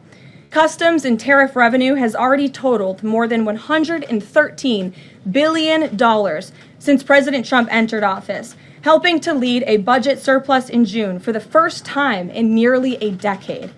We are truly entering a golden age as a result of these pro-growth and America First trade policies. On another matter, yesterday in the East Room, the president was proud to sign the Halt All Lethal Trafficking of Fentanyl Act into law, surrounded by angel families to help finally end the devastating fentanyl crisis that has ravaged millions of Americans. Under the Halt Fentanyl Act, anyone who possesses, imports, distributes, or manufactures any illicit fentanyl-related substances will be subject to criminal prosecution in the same manner as any other Schedule I controlled substance. This legislation will close the loopholes that criminals use to skirt around the law and make it easier for law enforcement to prosecute vicious traffickers who peddle poison in our communities. President Trump has always made tackling the drug crisis a top priority, and this important bipartisan legislation further follows through on that commitment. The complete and total success at our southern border that many in the media in this room continue to ignore is another example of the president keeping his word to families who have lost loved ones due to fentanyl, and it's another win for the American people. Customs and Border Protection just released the final operationalized stats for the month of June, and I must highlight some of these incredible numbers. There were only 6,072 Southwest apprehensions in June, 15% lower than the previous record that this president set in the month of March. To put that in perspective, the Biden administration routinely saw the same number of encounters in a single day, and on many days, that number was more than 10,000 apprehensions at the Southwest border. There were also 0 illegal aliens released along the Southwest border for the second consecutive month in a row. President Trump promised to end the illegal alien invasion, and he has delivered on that promise to the American people in record time. With the border sealed, deportations are ramping up. This past weekend, our brave ICE agents were arresting violent criminal illegal aliens all across the country. ICE Atlanta arrested an illegal alien from Mexico, convicted of attempted rape of a child in North Carolina. ICE Baltimore arrested an illegal alien from Guatemala who was previously convicted for sexual abuse of a minor in Maryland. ICE Houston arrested a criminal illegal alien from Mexico whose previous conviction includes aggravated sexual assault of a child in Texas. ICE Salt Lake City arrested a 32-year-old illegal criminal alien from Mexico who was previously convicted for child abuse and injury. ICE Baltimore arrested a criminal illegal alien from El Salvador convicted in Maryland for possession of child pornography. And ICE San Antonio arrested a criminal illegal alien from Mexico convicted of aggravated sexual assault in Texas. The men and women of ICE are heroes. They are putting their lives on the line every day to get the worst of the worst, these types of criminals, out of our communities and out of our country. And the president continues to strongly have the backs of all ICE agents who are doing their jobs to keep all of us, including everyone in this room, safe. The facility, one second. In other news, following President Trump's bold executive actions protecting American children from irreversible chemical and surgical mutilation, the largest provider of these barbaric practices will now be closing its doors. The facility in Los Angeles, California, is just the latest facility downsizing or eliminating their irreversible and harmful services that feed into the lie that you can somehow change a child's sex. The Biden administration peddled dangerous policies that defied medical science in favor of radical transgender ideology. But President Trump has put an end to that to ensure America's children's innocence is protected and our children can lead healthy and productive lives. Finally, last night, Senate Republicans passed President Trump's $9 billion rescissions package. This will help restore fiscal sanity in our country by rescinding billions in wasteful foreign aid and finally ending taxpayer funding for PBS and NPR, two media organizations that have ridiculously used federal dollars to push a partisan left-wing agenda for many years. The House should pass this rescissions package immediately and send it to the president's desk for signature. On another note, I know that many in the media have been speculating about bruising on the president's hand and also swelling in the president's legs. So in the effort of transparency, the president wanted me to share a note from his physician with all of you today. In recent weeks, President Trump noted mild swelling in his lower legs. In keeping with routine medical care and out of an abundance of caution, this concern was thoroughly evaluated by the White House medical unit. The president underwent a comprehensive examination, including diagnostic vascular studies. Bilateral lower extremity venous Doppler ultrasounds were performed and revealed chronic venous insufficiency, a benign and common condition, particularly in individuals over the age of 70. Importantly, there was no evidence of deep vein thrombosis or arterial disease. Laboratory testing included a complete blood count, comprehensive metabolic panel, coagulation profile, D-dimer, B-type natriuretic peptide, and cardiac biomarkers. All results were within normal limits. An echocardiogram was also performed and confirmed normal cardiac structure and function. No signs of heart failure, renal impairment, or systemic illness were identified. Additionally, recent photos of the president have shown minor bruising on the back of his hand. This is consistent with minor soft tissue irritation from frequent handshaking and the use of aspirin, which is taken as part of a standard cardiovascular prevention regimen. This is a well-known and benign side effect of aspirin therapy. And the president remains in excellent health, which I think all of you witness on a daily basis here. So the president wanted me to share that note with all of you. I'm happy to take further questions on it. We will provide the memorandum from the president's position to all of you, as we always do. And we'll get to questions. Here in our new media seat, we have Frank Corva, who's the White House correspondent for Bitcoin Magazine, which comes at a timely week with crypto legislation moving across Capitol Hill. So why don't you kick us off, Frank, and thanks for being with us. Thank you so much. We appreciate it, Ms. Leavitt. Sure. I was curious to hear if the president was in favor of removing any and all language around central bank digital currencies from the Genius Act, maybe as a means to get it across the line and get it on his desk. And then my second question was about something the president spoke about in this room. He talked about a $600 de minimis tax exemption for Bitcoin and other crypto spending. So I was just wondering if you could comment on those. Sure. Well, the president did signal his support for a de minimis exemption for crypto, and the administration continues to be in support of that. We are definitely receptive to it to make crypto payments easier and more efficient for those who seek to use crypto as simple as buying a cup of coffee. Of course, right now that cannot happen, but with the de minimis exemption, perhaps it could in the future, and we will continue to explore legislative solutions to accomplish that. As for the central bank digital currency and the Genius Act, which you noted has passed through Congress and will be sent to the president's desk. I believe the House is voting on it. If they haven't, they should be passing it. We know we have the votes, and we expect it to get to the president's desk, and we are planning a signing ceremony tomorrow afternoon. All of you will get more details on that. This piece of legislation is going to make America the crypto capital of the world, and that's what the president promised. As for a central bank digital currency, the president opposes that. He made that promise to the American people on the campaign, and while it's not in this specific piece of legislation, he did sign a January executive order banning a central bank digital currency. The administration supports Congress's efforts to codify that executive order into law, and I believe there will be future pieces of legislation in regards to crypto that will be moving through Capitol Hill. The president looks forward to signing them, and he looks forward to the signing ceremony this afternoon. So thank you for being with us today. Sure. Jackie. Thank you, Karoline. There's been a lot of discussion about the Epstein files and the president's comments yesterday calling it a hoax. Can you clarify which part of the Epstein hoax is the hoax part? The president is referring to the fact that Democrats have now seized on this as if they ever wanted transparency when it comes to Jeffrey Epstein, which is an asinine suggestion for any Democrat to make. The Democrats had control of this building, the White House, for 4 years, and they didn't do a dang thing when it came to transparency in regards to Jeffrey Epstein and his heinous crimes. It was this president who directed the Department of Justice and the Attorney General to do an exhaustive review of all files related to Jeffrey Epstein, which they did.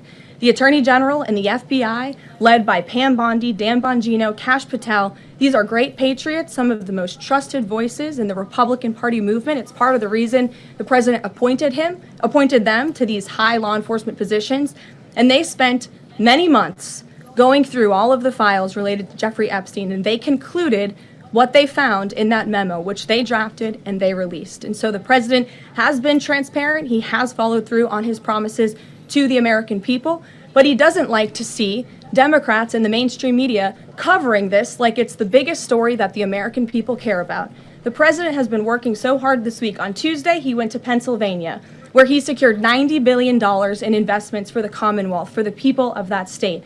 After that, he came back to the Oval Office at 8 p.m. He went in there to whip votes to get the Genius Act signed into law. And because of his efforts, that bill is now going to be signed and passed. The following day, yesterday, he meets with a foreign leader, the King of Bahrain, to secure more investments into this country. And then yesterday afternoon, the president is in the East Room of the White House mourning with parents who have lost their children because of fentanyl, signing a bipartisan piece of legislation. And not a single cable network in this country took that event live and covered that event like they should.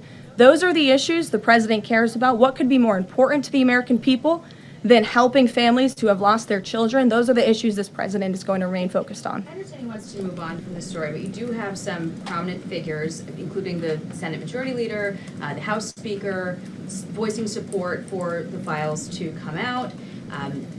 Representative Massey collecting signatures that would force a discharge petition for a vote on the floor for this. It doesn't seem to be going away. What is stopping the administration from just redacting any sensitive information, grand jury information, and putting out what is appropriate so that the American people can decide and then let this story die? Well, in terms of redactions or grand jury seals, those are questions for the Department of Justice. Those are also questions for the judges who have that information under a seal. And that would have to be requested, and a judge would have to approve it. That's out of the president's control. He has said, in agreement with some of the leaders on Capitol Hill, that if the Attorney General and the Department of Justice come across any other credible evidence, they should provide that to the American people. The president has said that, and he agrees with them on that. Why did he fire Maureen Comey? The Department of Justice did, and I would defer you to them. Dasha. Has the White House been directly in touch with some of the MAGA influencers that are still not satisfied with the administration's handling? And has the message to them been similar to what the president has said, which is sort of either let this go or we don't need your support? Well, look, the president and this team are always in contact with the president's supporters, with voices of many kinds on both sides of the aisle. I think that's part of the reason this president is a great president, because he's willing to listen and hear other people's perspectives. But ultimately, he has led this country, not just over the past 6 months to historic success, but also through his first 4 years as president. And as the leader and the creator of the MAGA movement, he has led through these perilous times for our country based on instinct and in the best interest of the country. And as I always say, the American people should trust in President Trump. John, go ahead, John.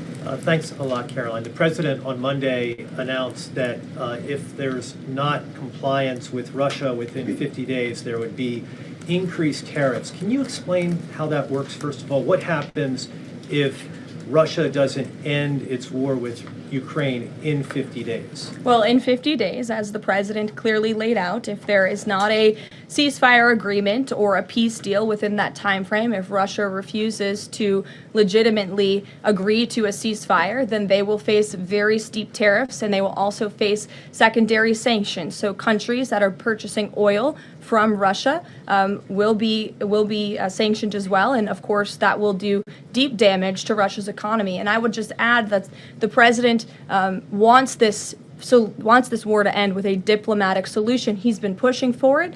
This administration has spent many hours and a lot of time trying to solve this war very far away, but the president wants to stop the killing, and he wants to save lives. Reagan, go ahead. What you were saying, Caroline. Reagan, go ahead. I have two questions for you. It's just about, if I may, just about the tariffs, the first part. I get the secondary tariffs, but there was only $3 billion worth of trade between the U.S. and Russia in 2024. It's expected to be far less this particular year. On April the 2nd, both you and the Treasury Secretary said it's not necessary to apply any tariffs on Russia. You said that because of the lack of trade, it precludes, that was the word you used, any need for tariffs. Why now, and why do you think that that would make them cave and come to some sort of peace agreement as it relates to Ukraine? $3 billion is still a lot of money, John, and it's not just tariffs, it's the secondary sanctions as well that will be implemented in 50 days. Reagan. Caroline, I have two questions for you. Sure. First on Congress. Congresswoman Salazar introduced legislation that would give some illegal immigrants in the country a path to citizenship. 10 Republicans signed on to what she's calling the Dignity Act. I'm curious what the White House's position is on the legislation and if the president would veto this bill if it made it to its desk. From my understanding, the White House nor the president has actually read through this legislation. We've been focused on, of course, the One Big Beautiful Bill, which passed, which is another historic accomplishment of this president in record time. The Genius Act this week, the rescissions package, that's been the focus of the White House. But the president has made it very clear he will not support amnesty for illegal aliens in any way. I want to give you a chance to respond to the CEO of NPR. She's claiming that the cuts to their network will, quote, be a real risk to public safety of the country. Murkowski has argued that public broadcasting stations save lives.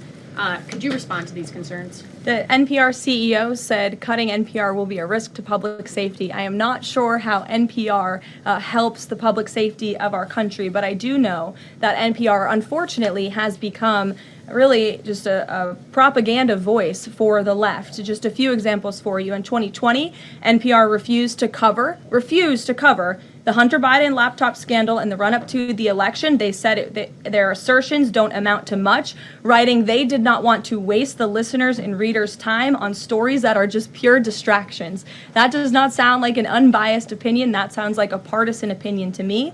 And this is a taxpayer-funded organization. In 2018, that same CEO that you're talking about called the president in the Oval Office, who nearly 80 million Americans elected, she called him racist, shared a photo of herself wearing a Biden for President campaign hat, serves on the board of a Soros-funded activist group. In 2020, PBS's White House correspondent at the time characterized President Trump's speech then at Mount Rushmore as a love letter to white resentment, promoting the myth of America. In 2017, PBS devoted an entire panel talking about what it means to be woke and white privilege. In 2023, PBS's Washington Week Roundtable covered up Joe Biden's clear mental divide. That's actually quite the clip. I would encourage all of you to look at it. These are not honest news organizations. These are partisan, left-wing outlets that are funded by the taxpayers. And this administration does not believe it's a good use of the taxpayers' time and money. Ed Lawrence. Yeah, thanks, Caroline. I want to ask you about the Federal Reserve. So does the president believe that the slightly restrictive monetary policy stance right now, could that cause an economic slowdown? And if he does believe that, when? What pause are you referring to? No, could the stance of the monetary policy is slightly restrictive? Does the president believe that that stance, the slightly restrictive stance, could cause an economic slowdown in itself? I haven't heard the president discuss that specifically, but what I do know in regards to the Federal Reserve is the president's been very transparent about his displeasure with both the policies and the management of the Fed, and he spoke about that to all of you pretty extensively in the Oval Office yesterday. And last month, one more if I could. Last month, the Canadian Prime Minister said the president had agreed to a July 21st deadline to sort of work towards a trade agreement. That's 4 days from now. Could there be a trade agreement with Canada in 4 days? Well, look, we'll see. The trade team continues to be very active in our conversations and discussions with Canada. The president himself has said, unfortunately, our neighbors to the north have been pretty difficult to deal with when it comes to matters on trade. But in trade, generally speaking, as you know, 25 countries have received letters thus far from the president directly with his big, beautiful signature on them, from Japan to Korea, South Africa, Kazakhstan, Malaysia, just a few countries, and Canada also received a letter for 35%. With that said, if countries want to have legitimate further discussions, the Trump administration and the president's trade team are willing to have further talks, but these letters these countries have been receiving are the deals. And as the president has said, those deals will be made. They are tailor-made to each and every country based on the United States' concerns and what's in the best interest of the American worker and the American people. Charlie, go ahead. Thank you, Caroline. No, I called on Charlie, but Deanna, you can go ahead too. Go ahead. The president said that he floated the idea of a special prosecutor in the Epstein case. Can you confirm that? And has he asked the Attorney General to do this, to appoint a special prosecutor to look it over? Well, the idea was floated from someone in the media to the president. The president would not recommend a special prosecutor in the Epstein case. That's how he feels. And as for his discussions with the Attorney General, I'm not sure. Deanna. Caroline, thank you so much. Do you know what the president's reaction was to Mike Johnson saying that he wants additional files released, the Epstein files? Was there a conversation with Mike Johnson about that following his comments? I won't discuss the president's private conversations with the Speaker of the House, but as I answered to Jackie's question earlier, the president has said if the Attorney General and the Department of Justice and the FBI have any more credible evidence in regards to Jeffrey Epstein's crimes, they should put that forward. He has called on them to do that. Sure. Thank you, Caroline. With a few days. I'll go to all of you, starting with the lady in the blue. Go ahead. With a few days to the August 9th deadline, how are the negotiations with Europe going? There's some sticking points.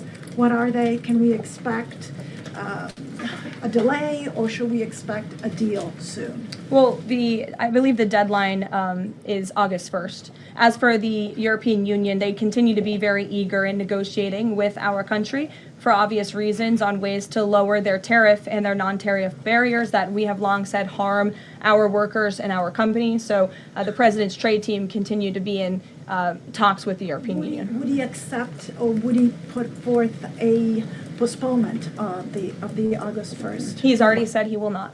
Caroline, Owen, go ahead. Good afternoon, Caroline. In Gaza today, Holy Family Catholic Church was struck by an Israeli shell. Yes. 3 people were killed, 10 wounded.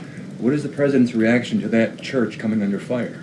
It was not a positive reaction. He called Prime Minister Netanyahu this morning to address the strikes on that church in Gaza, and I understand the Prime Minister agreed to put out a statement. It was a mistake by the Israelis to hit that Catholic church. That's what the Prime Minister relayed to the President, and you should look at the Prime Minister's statement that will be coming out. Steve, go ahead. Back to your letter that you read at the beginning. Sure. The President, you said mild swelling in his legs. Is it causing him any discomfort? How are you treating it? Nope. No discomfort from the president at all, and you probably all see that on a day-to-day basis. He's working around the clock.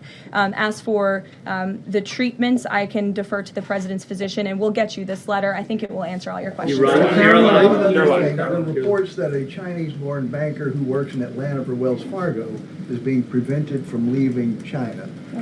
Has the president, is he going to bring this up with President Xi? Are you aware of the case? I'm not aware of the case, but I'm sure our National Security Council team is. Steve will get you some answers on that. Thank you. Kristen. Thank you, Caroline. 2 questions. So the first is that President Trump said that the Attorney General only gave him a brief overview of what was in these Epstein files. Does he have knowledge or an understanding of what is in the files related to Epstein that have not been released? Not to my knowledge, and that's a question for the Attorney General, as I said, and the President has told the Attorney General if they have any more credible evidence, they should release it. Is that evidence, would she have to run that by the President before she released it? I don't think so. He said if she has any more credible evidence, she should release it. You're on. Go ahead. Thank you. Go ahead, yes. Great. Thank you, Caroline. 2 questions. One, today... And you can go ahead, Andrew. Don't worry. Today, tens of thousands of folks are rallying nationwide to honor the legacy of Congressman John Lewis. Meanwhile, Republicans in Texas reportedly are working to redraw congressional maps at President Trump's urging. How is President Trump reconciling his call to action for Texas Republicans with the legacy of Representative John Lewis? I'm not quite sure how the 2 things are related. I think the president would agree that John Lewis served our country for many, many years. It has nothing to do with the redistricting efforts that are currently underway by Texas Republicans to add seats to their legislature. They have the right to do that. The president spoke to the congressmen and women who serve the great state of Texas about it, but it's up to them and it's up to their legislature to get that approved. And Caroline, this is the second question. And Go does ahead. the president support the Justice Department's request for just 1 day in jail for the officer convicted in Breonna Taylor's killing? And what message does he believe that sends to her family and to other families seeking justice in cases of police violence? I haven't talked to the president about that case. Go ahead. Just the president, when the president met the interim president of Syria a couple of months ago, he described him as a young, tough, attractive guy. After the latest clashes in Syria over the last few days, does President Trump still support Syria's interim president? The president still supports Syria's pathway to a peaceful and prosperous country, and you received an update directly from the Secretary of State on the ongoing situation between Syria and Israel. I spoke to him myself this morning to get an update, and as soon as the United States became involved in this conflict, we were able to de-escalate, deconflict. That seems to be continuing. Syria agreed to draw back their troops that were in the area where that clash was ongoing, and we continue to be very actively monitoring the situation. The president wants to see Syria become a prosperous and stable country, and by the lifting of the sanctions on Syria, he's giving them a real chance to do that, and he wants to see that through. Andrew, go ahead. So on Tuesday, the president told a very detailed story about his uncle, noted scientist John Trump, and Theodore Kaczynski, the late Unabomber. He said that Dr. Trump taught Ted Kaczynski. Ted Kaczynski was not identified as the Unabomber until 1996, 11 years after John Trump passed away. It would have been impossible for John Trump to have ever discussed the Unabomber with the president. So what was he talking about? And I have one follow-up. Andrew, with so many issues going on in the world, I'm a little bit surprised you would ask such a question, although I'm not sometimes coming from you, I will say. But I'm willing to give you an answer. Nevertheless, the president's uncle did, in fact, teach at MIT. He was a very intelligent professor. The president's very proud of his family. In fact, the president has a letter from his uncle on the MIT letterhead that sits in the Oval Office dining room. Maybe we'll let you see it sometime. And then Elizabeth. Caroline, one more. Elizabeth, will the go president consider pardoning Ghislaine Maxwell Elizabeth, if the Epstein case is a hoax? Okay, I'll start off with the president said last week he would not be getting involved in the New York City mayoral case. If that mayoral race, if that's still the case, given his history drawing a large crowd in New York City, what's his reason for staying out of it in that way? Well, look, I think the president reserves the right to get involved in races or not get involved in races, and he's made the decision not to weigh in on the New York mayoral race, as you rightly pointed out, although he has gone as far to say he absolutely does not want to see Zemdami elected, who is a known communist who supports the abolishment of private property, the defunding of police. He has made very well-known anti-Semitic statements. It would be a disaster for New York and for this country, and I think it's quite telling that this individual, a known communist, has been spending time in Washington this week meeting with leaders on Capitol Hill.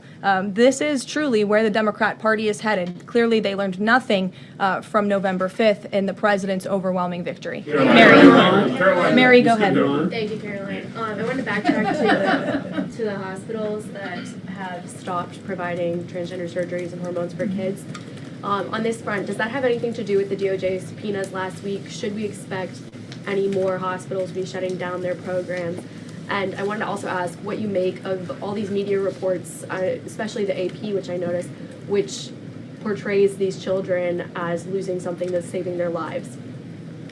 Yes, I think the president spoke a lot about this issue, which is a political issue, but also really a cultural issue that impacts children and families. He talked about it a lot on the campaign, and I think he was quite surprised by the uptick we were seeing in the embracement by the Democrat Party when it comes to the chemical castration and mutilation of young, innocent bodies. And so the president made it a very early priority to sign very strong executive orders to cut off the funding for any hospital or any medical facility in this country that provides such barbaric procedures. And as a result of that strong policy and the president's strong common sense position on this issue, we've had such an overwhelming response, which is great for children in Arizona. Phoenix Children's Hospital has stopped providing puberty blockers and hormone therapy to minors. In California, Stanford Medicine ended sex change surgeries for minors. Children's Hospital Los Angeles is closing its Center for Trans Youth Health and Development surgical program. In Illinois, Lurie Children's Hospital Chicago stopped sex change surgeries. Again, let's think about what we're talking about here. Sex change surgeries for minors. These are barbaric practices that no innocent child should have to endure. And the president wants to protect the innocence of children, and I know the vast majority of Americans support him in that effort. This is a wildly popular and common sense endeavor this administration has taken, and we've seen many of these medical institutions have followed through with the president's executive orders, but will continue to take further action on this important issue. Garrett. I too, if you'll indulge me. Sure. On the rescissions package, I wonder what the White House makes of this theory that it increases the odds of a shutdown. The theory is basically, why would any Democrat vote for a bipartisan spending deal with Republicans if Republicans can turn around and claw the money back the next day? Look, $9 billion worth of crap that it was in our federal funding that is now being rescinded. This is a good thing for the American people and the American taxpayer, and I think our Office of Management and Budget Director was saying this process should be more bipartisan. Democrats, there was a time in this country where Democrats too cared about getting rid of waste, fraud, and abuse in our federal spending. I think every American agrees the government spends way too much money on things that don't matter. Some of those things includes PBS and NPR, or for instance, the Democracy Fund, which was funded to the tune of $83 million through the Department of State, but they were giving hundreds of thousands of dollars for gender equality and empowerment hubs in Yemen, $3.9 million for strengthening information integrity, equality, and democracy for LGBTQI population of the Western Balkans. These are not good uses of the taxpayer funds, and Republicans are proud to lead that effort, and we wish more Democrats would join us in that. I wanted to follow up on the Maureen Comey question just to clarify. Did the White House have any knowledge, or did the president sign off on her firing? This was the decision that was made by the Department of Justice. There was an agreement that was made between Immigration and Customs Enforcement and the Centers for Medicaid and Medicare Services regarding access to Medicaid information for 92 million Medicaid recipients around the country. That includes health information. So how does that not violate HIPAA violations and privacy concerns, for example, of American citizens? I'm going to have to defer you to Immigration and Customs Enforcement on that. I'm unfamiliar with that agreement that they made. Thanks, Caroline. Two questions. Russ Vought said today he's going to be looking into cost overruns in the Fed's renovation projects.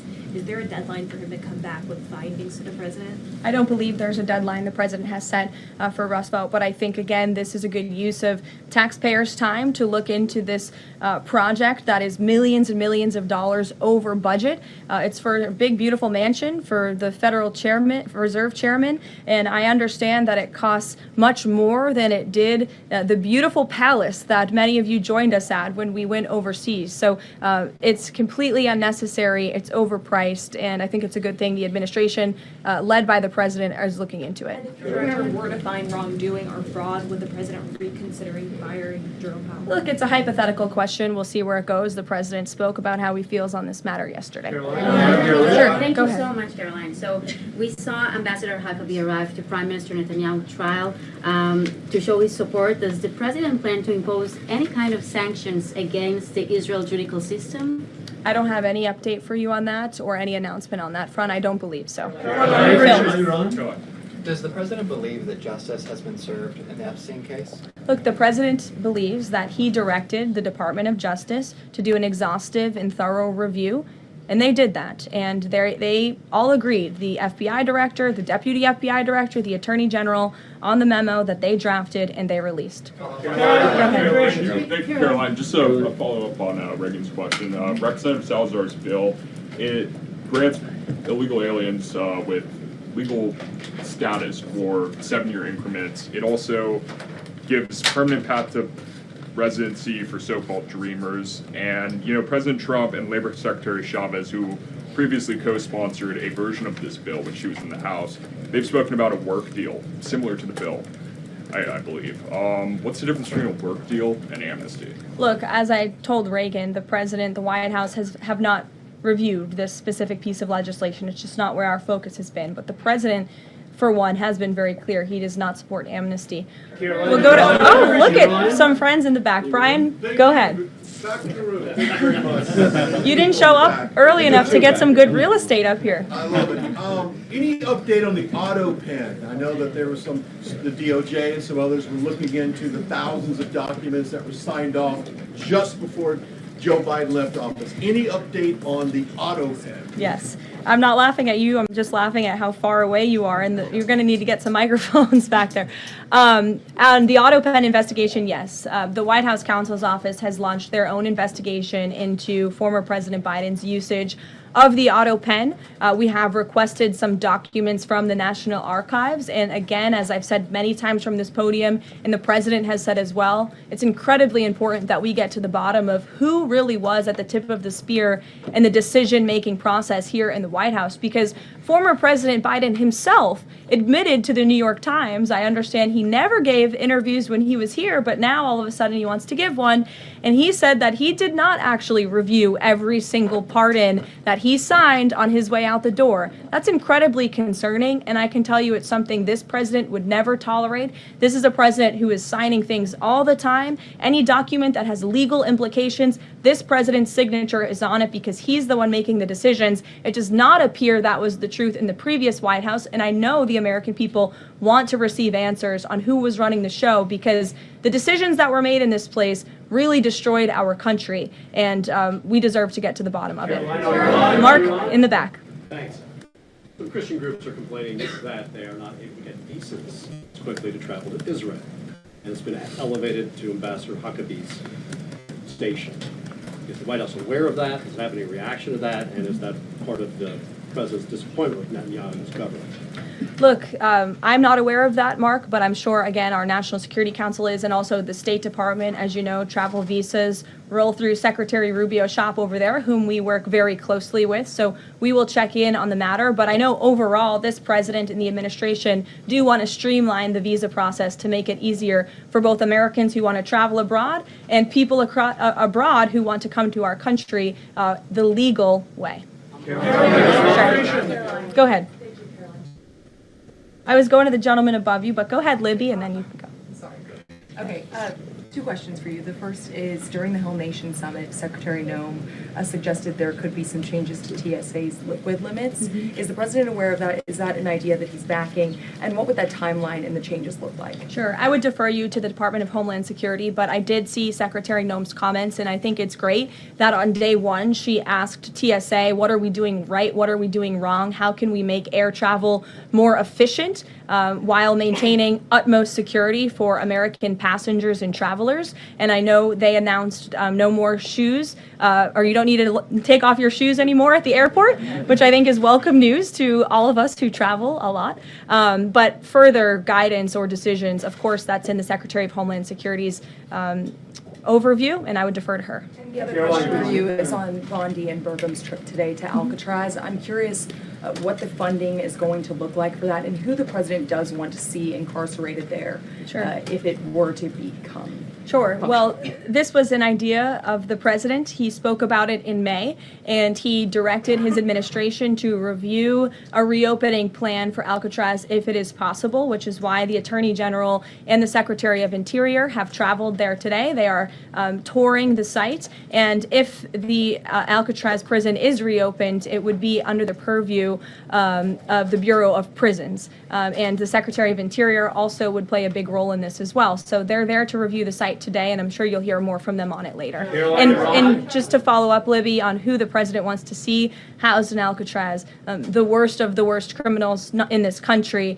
both American criminals who convict heinous crimes, but also illegal alien criminals before deportation as well. Sure. Go ahead. The State Department yesterday urged the Chinese Communist Party to cease its campaign to eradicate Falun Gong, a peaceful spiritual practice.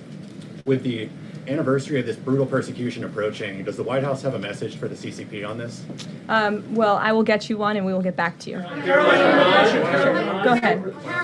We'll take. Go ahead, and then go ahead. Sure. I've never called on you. Why don't you go ahead? In the red tie. Hello. Dr. Harper behind. Thank you. Yes. Go ahead. Go ahead. Me, thanks. Yes. Thank you, Caroline. Yes, you. What's your name?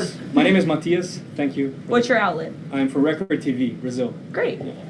Brazil's President Lula recently said that President Trump was elected to govern the United States and not to act as the emperor of the world. And he also emphasized that Brazil is open to negotiation. I'd like to hear what you have to say about it, what the administration has to say about it, and specifically what areas are currently open to negotiation in the light of the 50% tariffs that were announced. Sure. The president is certainly not trying to be the emperor of the world. He is a strong president for the United States of America, and he's also the leader of the free world. And we've seen a great shift across the entire globe because of the strong leadership of this president. In regards to Brazil, the president sent a letter to Brazil announcing their new tariff percentage. He also directed our USTR ambassador, Jameson Greer, to launch an investigation of Brazil under Section 301 of the Trade Act of 1974, designed to address unfair foreign practices that are affecting U.S. commerce.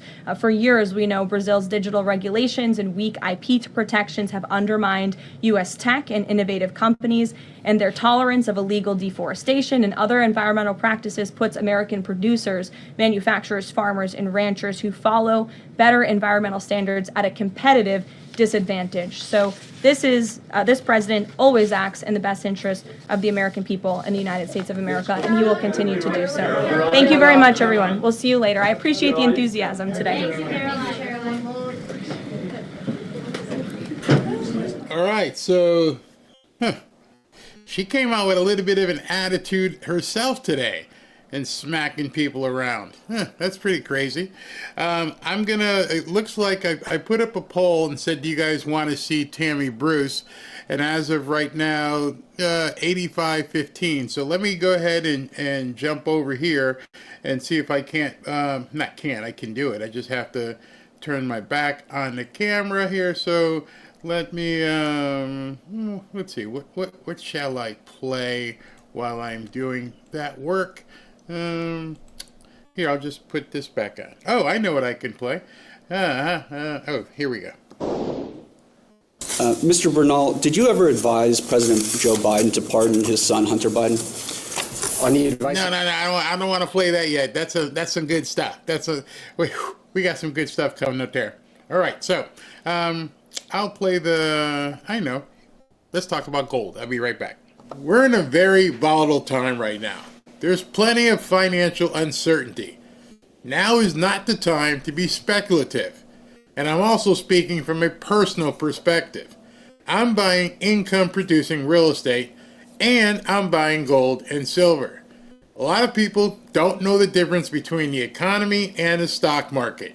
And too many people listen to the news and social media. That'll get you in trouble. Let's face it. It's obvious that a lot of people have an agenda they're not telling you about. Right now, your best bet is stability. And that means you might need to build a hedge against global volatility. May I recommend gold and silver to you? Real gold and real silver. Not paper, not certificates. Actual gold and silver. What gold and silver can give you is absolute peace of mind. A stock is only as good as the company behind it. It's merely a piece of paper. One of the things I can tell you is that many people are finding out the hard way that some of their investments were built on quicksand. Gold will never be worth zero. Silver will never be worth zero. If you want to calm some of your fears, give my friends at Lear Capital a call today at 800-601-5430 or go to learberry.com. Just so you know, Lear Capital has over 27 years of experience, thousands of 5-star reviews, and over $5 billion in trusted transactions. And Lear is the only gold company with a 24-hour risk-free purchase guarantee. You don't pay unless you're 100% satisfied. So go to learberry.com. If you want peace of mind, give my friends at Lear Capital a call at 800-601-5430. Or look down here below and go to learberry.com. And don't forget to ask about getting up to $15,000 in free gold or silver with a qualifying purchase. Don't wait. Do it now. Nobody knows what tomorrow holds. Be safe. All right, so Tammy has not come out yet, which is good. That's her podium.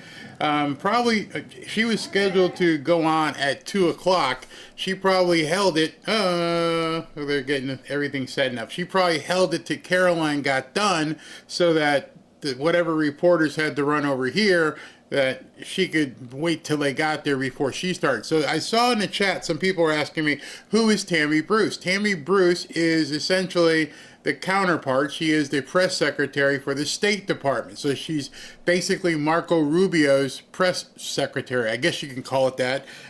So she's going to be talking all about different things regarding what's going on in the State Department. All right, let's see what we got here. We'll take some comments while we're waiting. Oh, I know what I have. I wonder if I have time to show it to you. If I have time, let me see if I can show it. It's only like a minute, but I did pull down a video with them touring Alcatraz. Let's go ahead and watch that. There's no sound to it, so maybe I should put it here just so you can see everybody walking around.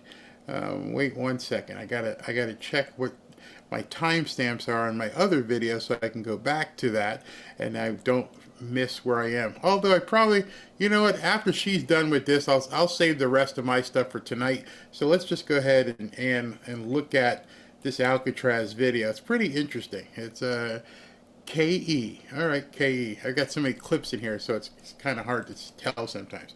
All right, check this out. So this is them. Hold on, let me stop that. The blonde with the ponytail at the very top, that's Pam Bondi. She's walking, and she's next to Doug Burgum. And they sped it up so you can see people walking around here, and you got the helicopter view. So I don't know if it's even feasible to fix this place up. Just the fact that they're talking about it. Somebody else had mentioned that it's a historical building, and how could you get around that? I don't know. All I know is that they're out there looking at it, and they're trying to decide what to do with this huge facility sitting on this island in the middle of nowhere, and what they could do with it. I don't know, but that's a lot of people walking around checking things out. I'm sure there's engineers and contractors and everything walking through every part of it, they're going to come back with a full report, and they're going to tell Trump, here's what I would do, and I would implode it and start over. But it's a neat piece of land. I don't know who all these people are. If you're a reporter, maybe you might want to start asking who's in this entourage. Who is it that's walking around the entirety of Alcatraz trying to figure out what they're going to do. So obviously this wouldn't be something that they would do tomorrow. They would have to take this and put together an entire building plan and figure out what they're going to do. This may be a giant show you're watching as well. This may be something that they're just showing the Democrats that they're willing to do, especially in Newsom's own backyard. Especially after telling Newsom, you're not getting any more money for the train to nowhere, but we're going to put a whole bunch of jobs out here. We're going to reconstruct this thing. That could be crazy, and that's just a repeat of it, of her walking around. So I don't know. We haven't heard anything yet as to what exactly is going to be happening out there, but they're there. They are there looking to see what they're going to do at Alcatraz. That would be very interesting. That noise you hear in the back that's the feed, and there's reporters actually talking. Let me kill the sound so we can talk. So that's interesting. Interesting to say the least. Yeah, I think so. Wonder if it is haunted. It would feel like it, that's for sure. Oh my God, that would be funny if they opened the rock back up. We can build mountains. Oh my goodness.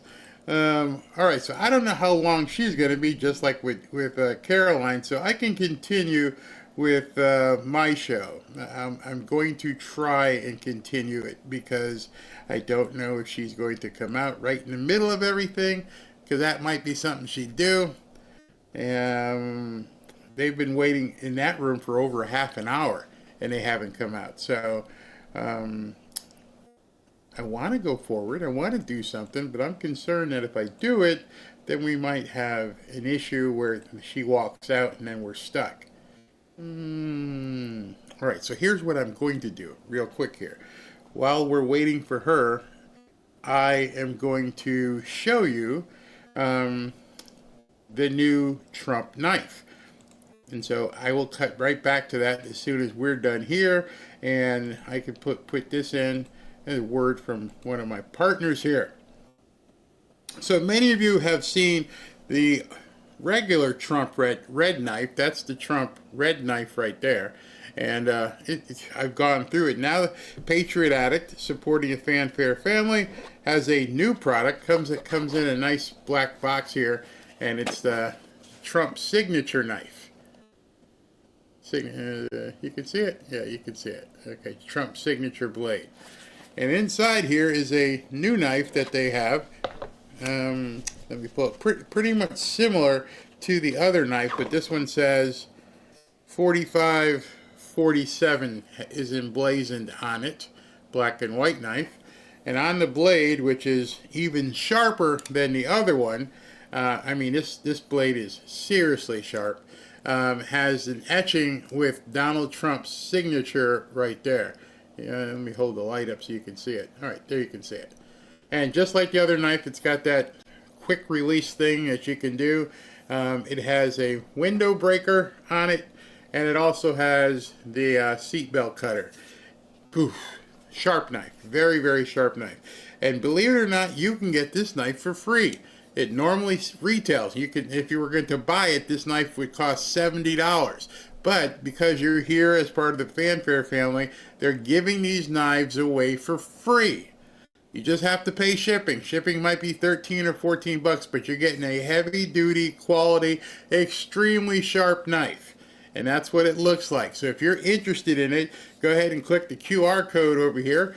Thank you to the guys from Patriot Addict who are helping to support this show and keeping me up and running as well. So thank you guys very much. Again, go to the QR code right here and pick it up for about $13, $15 in shipping, but the knife is free. No fees, no subscription, none of that stuff. All right? Get the knife. All right, let's see. Is she out yet? Nope, she's not out there yet. So I was able to get that on before anything happened. Cool beans. All right, let's take some comments. Let's see here. Did they use the auto pen? Did they use the auto pen? That's pretty funny. All right, so I'm just going to start with back into my show, my content, and then we'll jump over. See, even if she comes on, yeah, that's what I'll do. Even if she comes on, I'll pause it so we don't miss anything. How's that? Great. All right, so let's continue. So, many of you know about the auto pen, you know about the dementia, all these things that Biden was experiencing. And now they're bringing people in and they're starting to question them. And just like with the doctor, we're seeing people take the Fifth Amendment and they're all beginning to lawyer up. Now, I am a firm believer that taking the Fifth Amendment does not necessarily mean you have committed a crime. It could indeed mean you're not sure if you committed a crime, or the fact of by saying the Fifth Amendment, I'm not going to answer anything unless I get arrested. I'm not going to help you arrest me. See, that a lot of people think, hey, listen, why would you take the Fifth if you're not guilty? Because if I tell you something, then you can arrest me. And so the whole entirety of the Fifth Amendment is I may incriminate myself. And a lot of people seem to think, well, if you take the Fifth Amendment because you're worried about you're going to incriminate yourself, you probably did something wrong. Not necessarily. There are so many things you can say as if you answer a question that can completely get you locked up. That's why you have, as you know, any police show, you have the right to remain silent. In fact, even lying to a federal officer can get you put in jail. You don't even have to perjure yourself. Just go ahead and lie. But I didn't lie. Well, you didn't tell the truth. Or I didn't recall, but then you said something that they can prove against you. Were you driving a blue car that day? Oh, no, I wasn't driving a blue car. Oh, you were driving a blue car. Now we got you. So, taking the Fifth does not necessarily mean that you did something wrong. It kind of looks like it, doesn't it? I mean, especially if you're... What kind of job are you that the questions that they would ask you require you to take the Fifth? So this is one of the guys who worked in the White House. He was one of the advisors for Biden. Listen to this. Oops, wrong one. Hold on. I got to go back to where it was, because I was on this video. Yeah, it was here, and I got to get to it. 1 second. Okay, here we go. I'm just rewinding because I had the other video. All right, this is the video. Ready? Mr. Bernal, did you ever advise President Joe Biden to pardon his son, Hunter Biden? On the advice of counsel, I respectfully decline to answer the question pursuant to my Fifth Amendment rights under the Constitution. Why would that get you in trouble? Why wouldn't you answer that question? I was scratching my head. Hey, did you ever advise him to pardon your son? Very simple. I don't see how you would get in trouble. Yeah, I told the president that perhaps if you're going to be leaving office, you should, pardon Hunter. Did I do something wrong? I don't know. Maybe you're not supposed to. I can't tell you. But that seems like such a element. I mean, that was his first question. Nope. The lawyers told me I can get myself in trouble for answering that. If that will get you in trouble, then of course we know the rest of what's going to happen because he can't answer anything.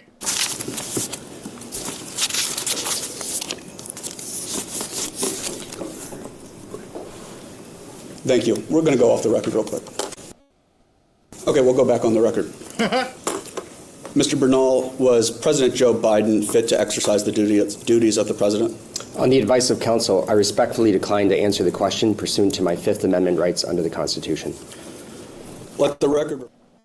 Remember, this isn't a doctor. This is just one of the advisors. So it's not. I saw a comment said, "Hey, they can't say anything because it would be HIPAA." This isn't a doctor. This is one of the advisors, sort of like a Stephen Miller in the Biden administration. And you can't even say that? Hey, did you think this guy was sharp enough? You could have just said yes. By saying, I can't say anything because I might get myself in trouble. Doesn't that make it worse? I mean, if it's an opinion based upon your thought process, there's no way anybody can put you in jail or arrest you for your own opinion unless you told others that, hey, maybe that's why, because you've told other people this guy's off his rocker, and they have proof that you told other people. Because otherwise, do you think that, I thought he was fine. What are you going to do about it? Reflect that Mr. Bernal has invoked the Fifth Amendment right against self-incrimination. Mr. Bernal, please be very clear. Are you declining to answer the question put to you solely on the ground that you believe the answer will incriminate you? On the advice of counsel, I respectfully decline to answer the question pursuant to my Fifth Amendment rights under the Constitution.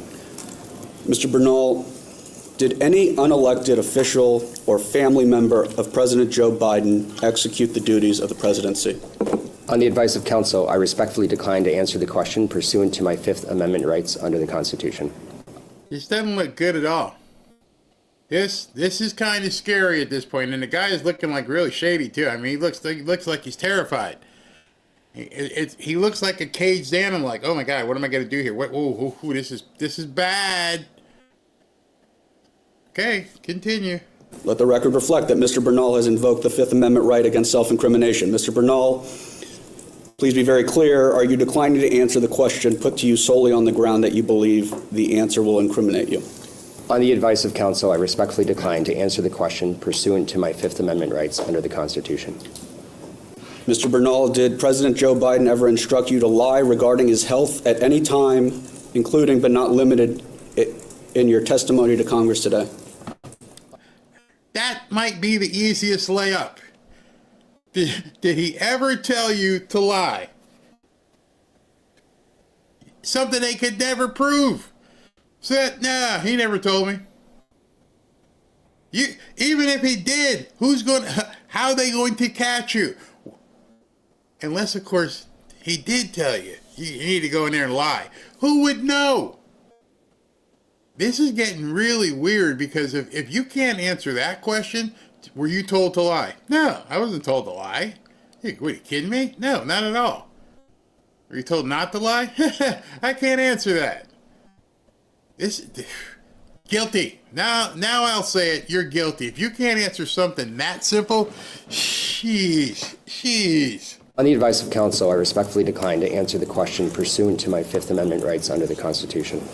Let the record reflect that Mr. Bernal has invoked the Fifth Amendment right against self-incrimination. Mr. Bernal, please be very clear.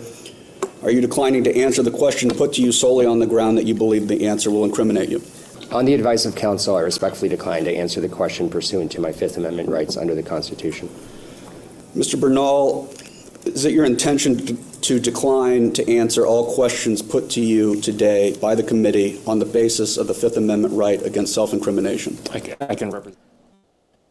Now, this is a layup. Are you just going to say the same shit all day? Is this what your plan is? Are you coming in here just to say, I can't answer questions because the council told me I can and use my Fifth Amendment under the Constitution? Is that going to be every one of your answers? Just let us know now, okay? Then that is his intention. Oh.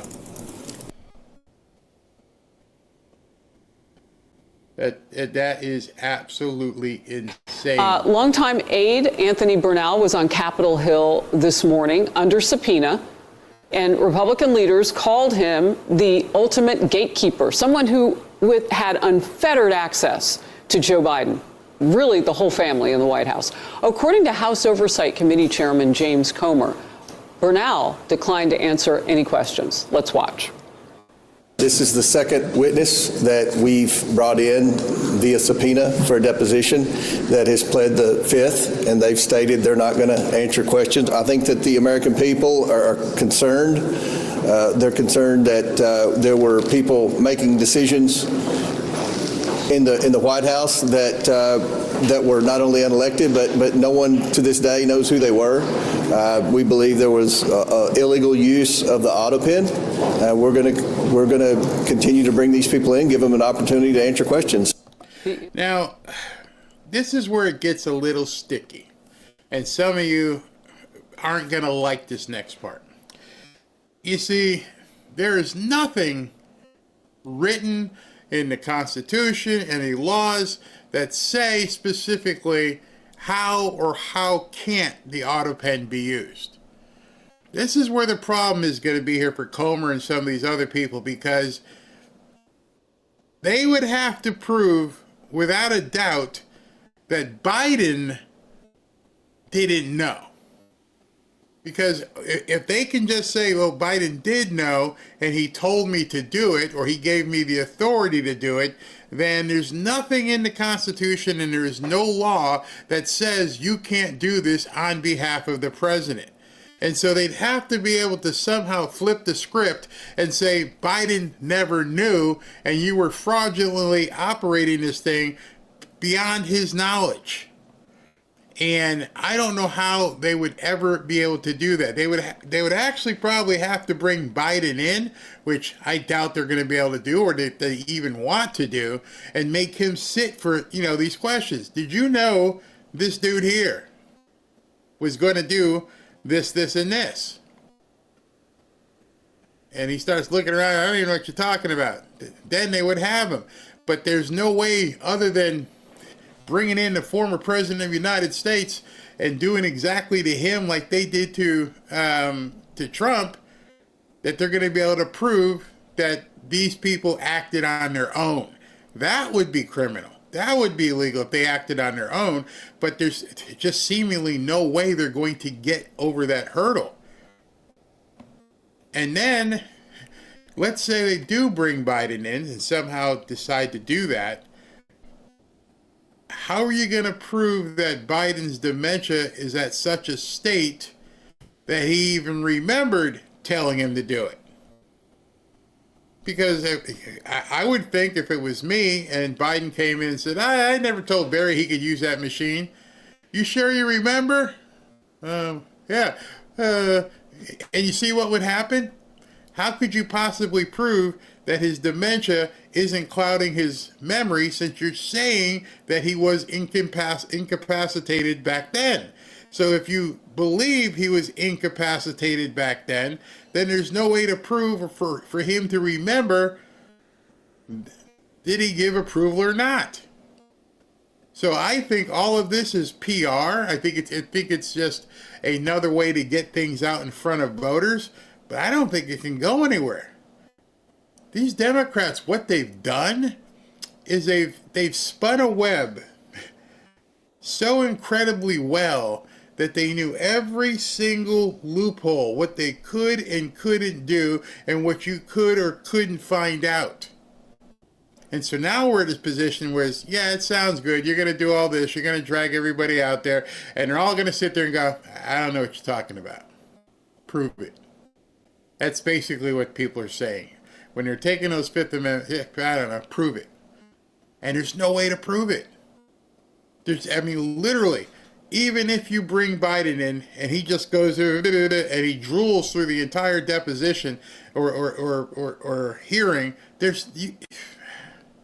I don't know what we're doing. We got stuck with a president who's eating Mapo and wearing a diaper, and they just all snowed America, and I don't know how we get out of it at this point. Let him continue.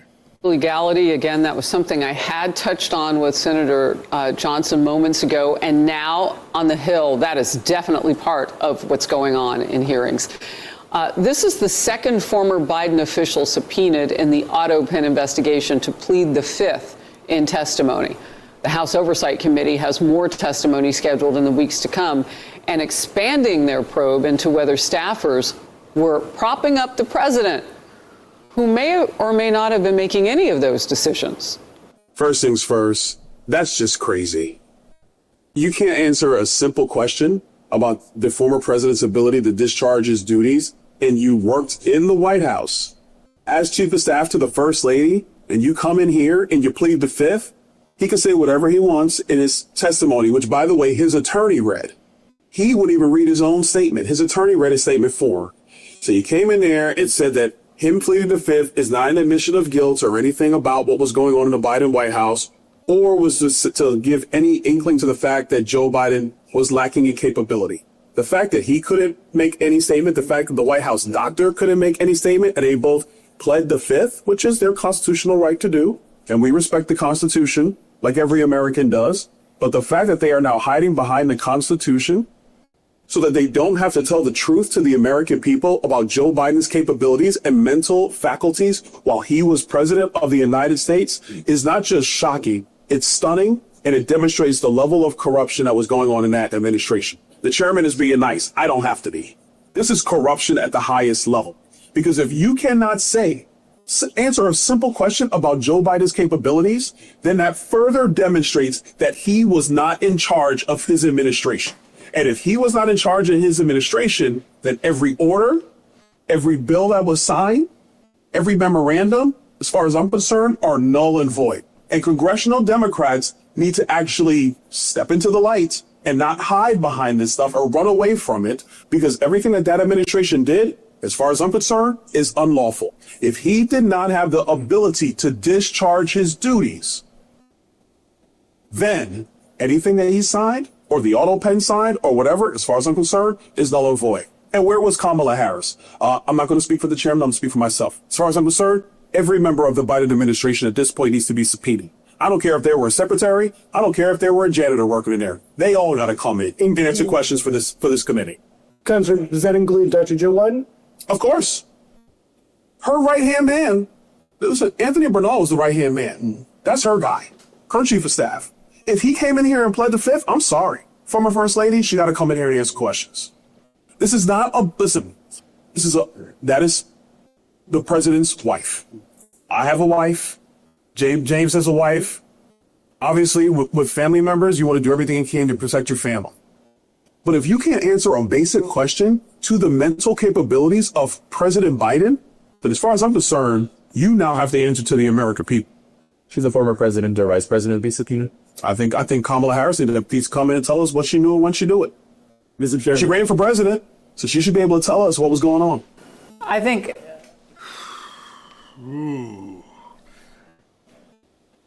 This is a tough one. This is a very tough one. I am one of these people who, just like with the Epstein stuff, would love to see justice. But I think these people have woven such almost seemingly impenetrable web. They knew exactly what they were doing. They knew exactly how they were going to do it.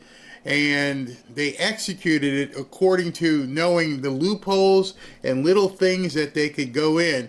And do I think they're all guilty? Well, I have to wait to tell you the answer. All right, here comes Tammy. Seems like it was just yesterday that I was here. That's great. Oh my gosh, Nadia is gracing us with her presence. Welcome back from the White House coverage you've been doing. Thank you. But we were proud of you, if I may say. And yes, very good job. And not a lot of people would be as composed. I certainly am not when I'm there and talking to him. Yes, very impressive. So I do have a few comments for you as we begin the briefing here today at State. To begin, an update on the situation in Syria. The United States unequivocally condemns this violence. All parties must step back and engage in meaningful dialogue that leads to a lasting ceasefire. Well, whoever's got the music going, that's a lovely touch, but we really need it to be turned off. All right. I'm going to start again at the stop. Please turn off your phones. Please turn off the sound. Do not disturb. You don't have to have it on airport, but although I could say that we are an airplane, but we're not. Let's start again, shall we? And welcome aboard to everybody watching at home. We know C-SPAN covers us live as well. We appreciate that. And of course, we're a little late today, but actually every time is the perfect time because our colleague Karoline had her later briefing, so here we are right now. So to begin, an update on the situation in Syria. The United States unequivocally condemns the violence. All parties must step back and engage in meaningful dialogue that leads to a lasting ceasefire. In a tweet this morning, Ambassador Tom Barrack, also, of course, our special envoy for Syria, said, "Thankful to all sides for their break from chaos and confusion as we attempt to navigate all parties to a more durable and peaceful solution in Syria." Over the last 48 hours, the United States has led diplomatic efforts to promote real de-escalation and peace. As Secretary of State Marco Rubio noted yesterday, we have engaged all the parties involved in the clashes in Syria. We have agreed on specific steps that will bring this troubling and horrifying situation to an end tonight. This will require all parties to deliver on the commitments they have made, and this is what we fully expect them to do. We are actively engaging all constituencies in Syria to navigate towards calm and continued discussions on integration and a stable, more prosperous future for all Syrians. To that end, we are calling on the Syrian government to lead in determining the path forward. Now, today, the United States also sanctioned TDA leader Hector Rutherford Guerrero Flores, also known as Nino Guerrero, and 5 other key members.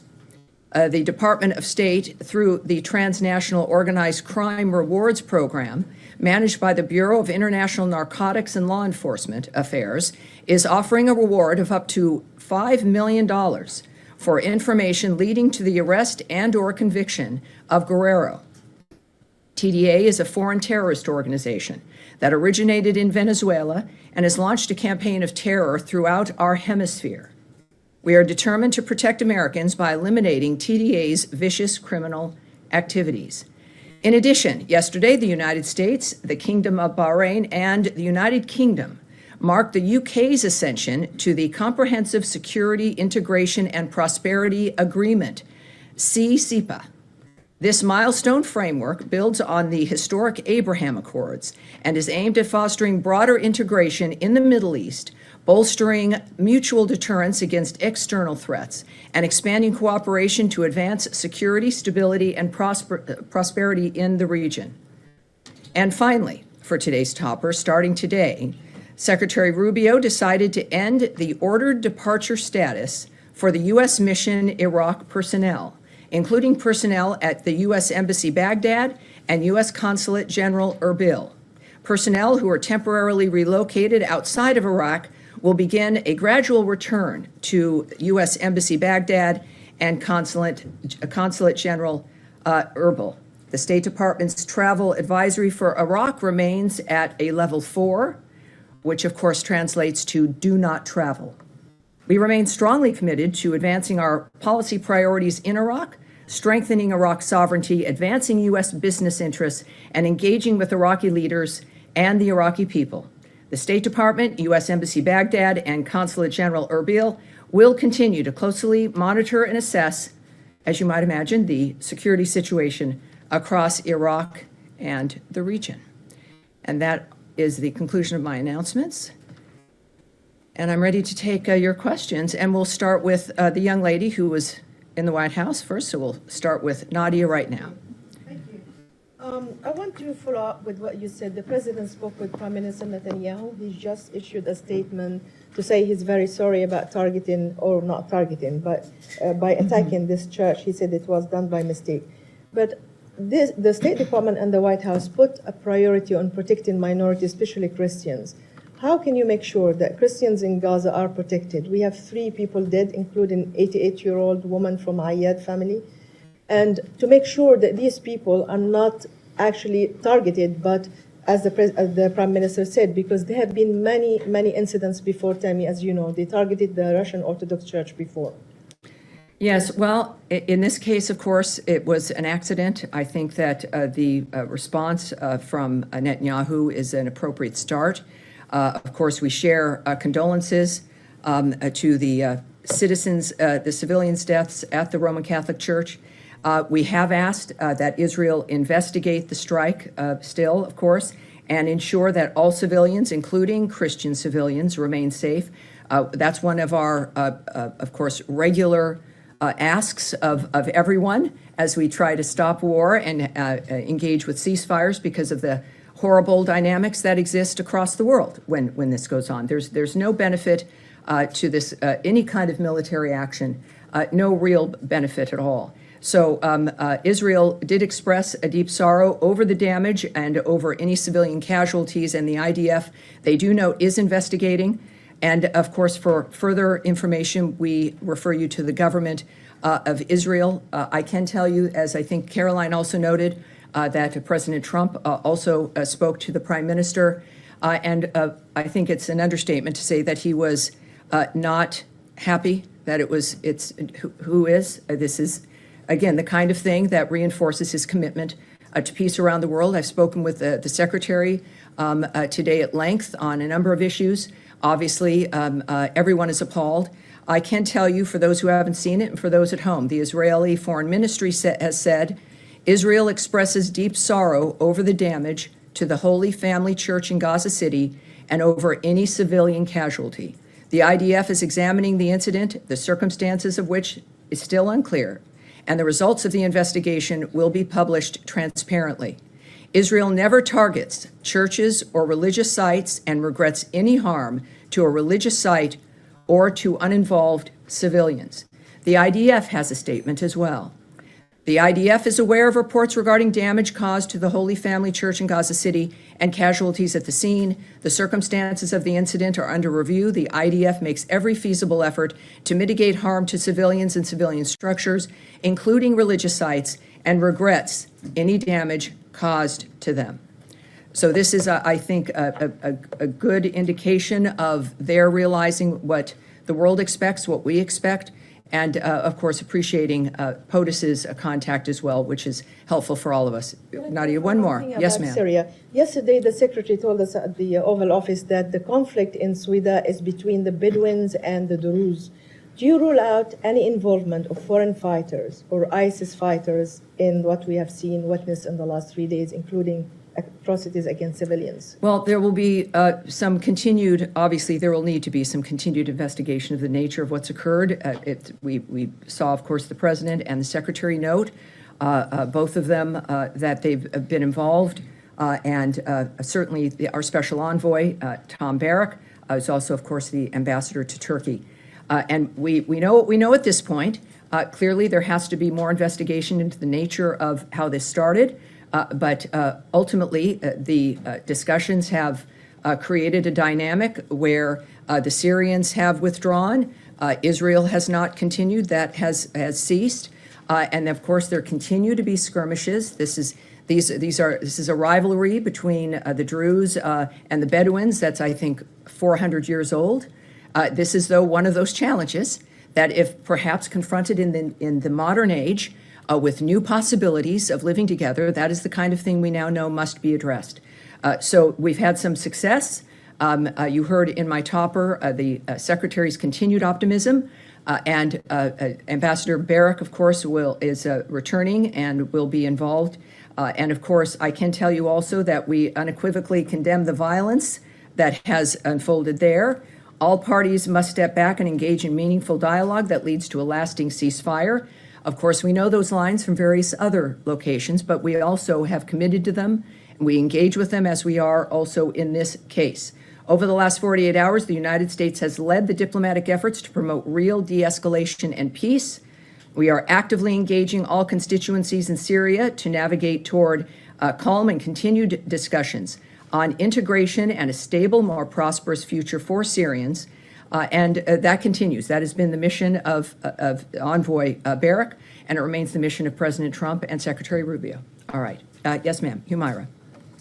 Hi, Tammy. I just want to understand, my colleagues asked about this yesterday, but did you guys get to the bottom of the misunderstanding that Secretary Rubio talked about yesterday? We see it in a different wording again today in Ambassador Barak's tweet or post. Confusion.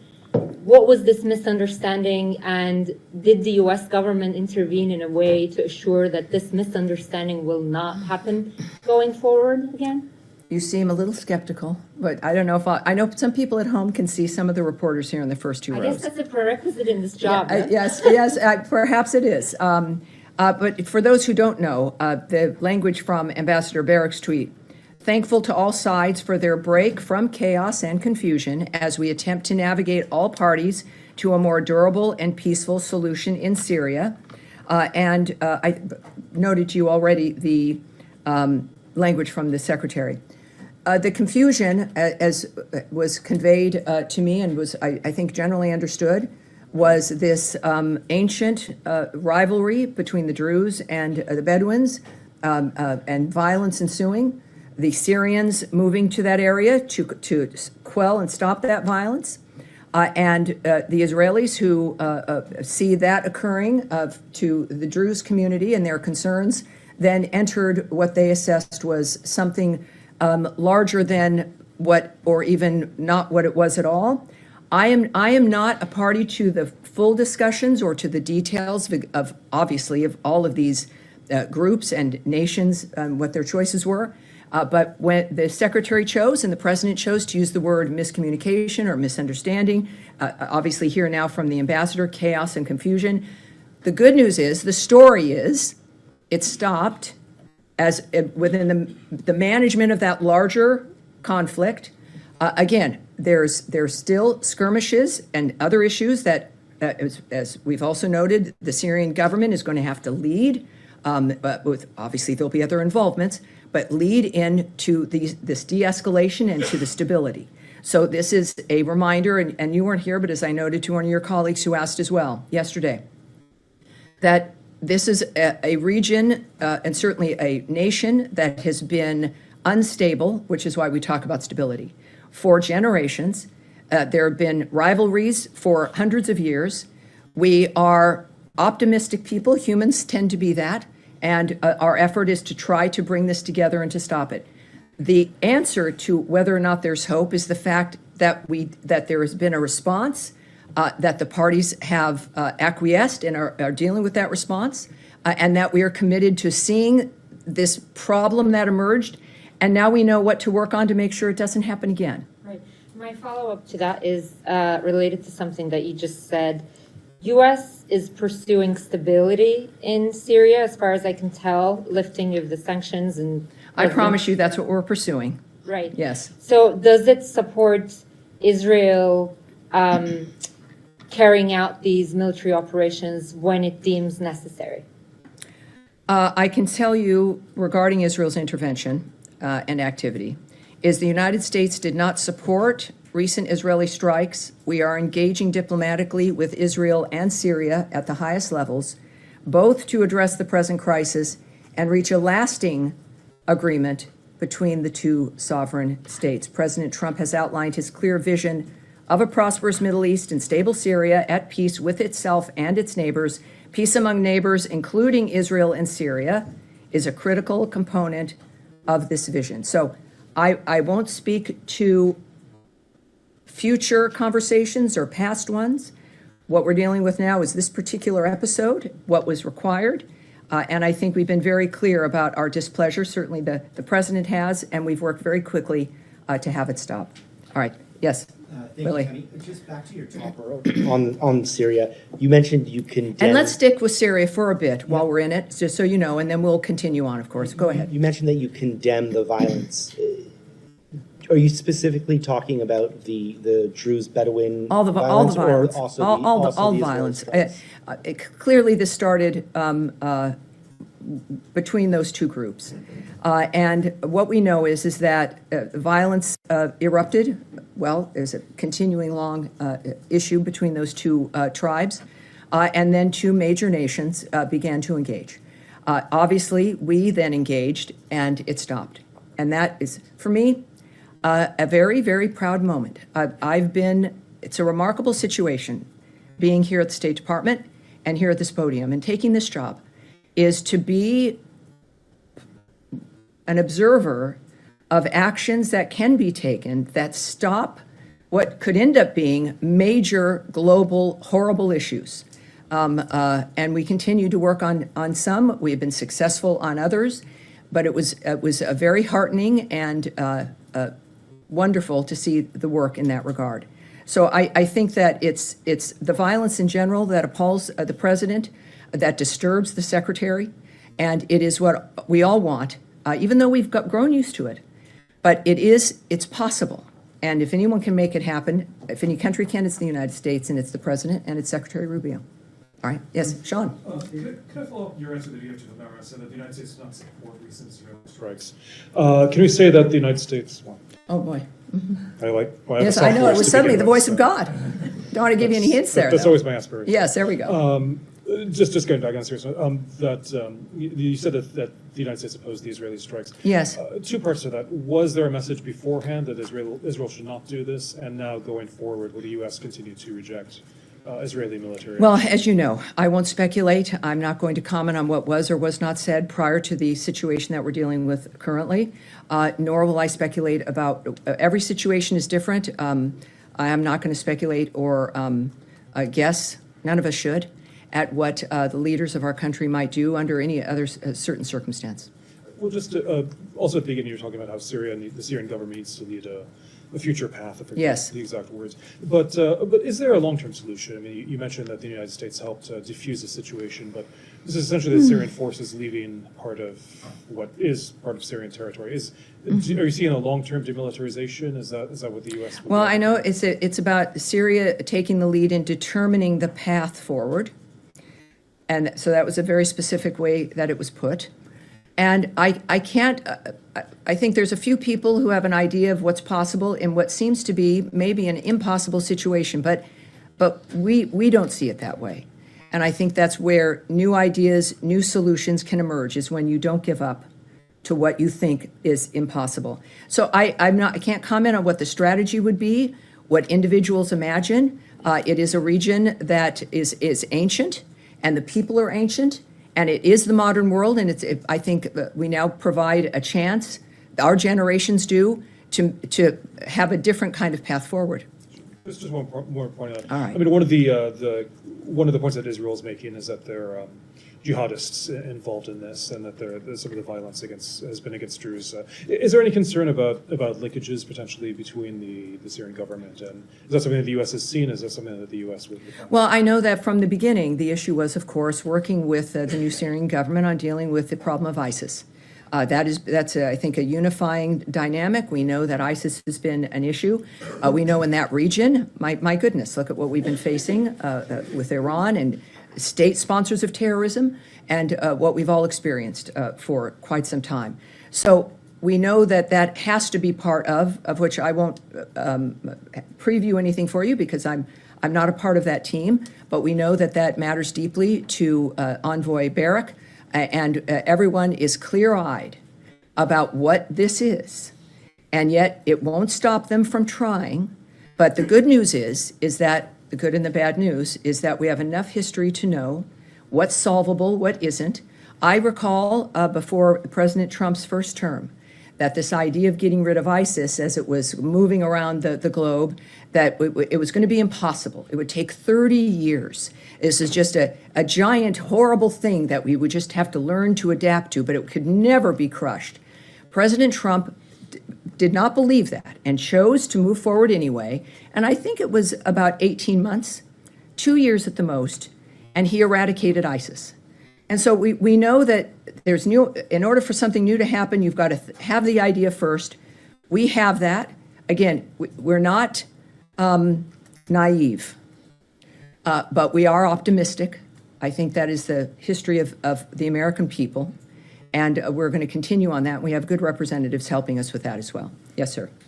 You said that the U.S. didn't support the Israeli strikes, and you were asked about any conversations beforehand. But what about afterwards? I mean, Karoline Leavitt had said that the president called Prime Minister Netanyahu, or they spoke on the phone today, in which he condemned the strike in Gaza. But was that lack of support for the strikes on Syria, was that also conveyed to Prime Minister Netanyahu?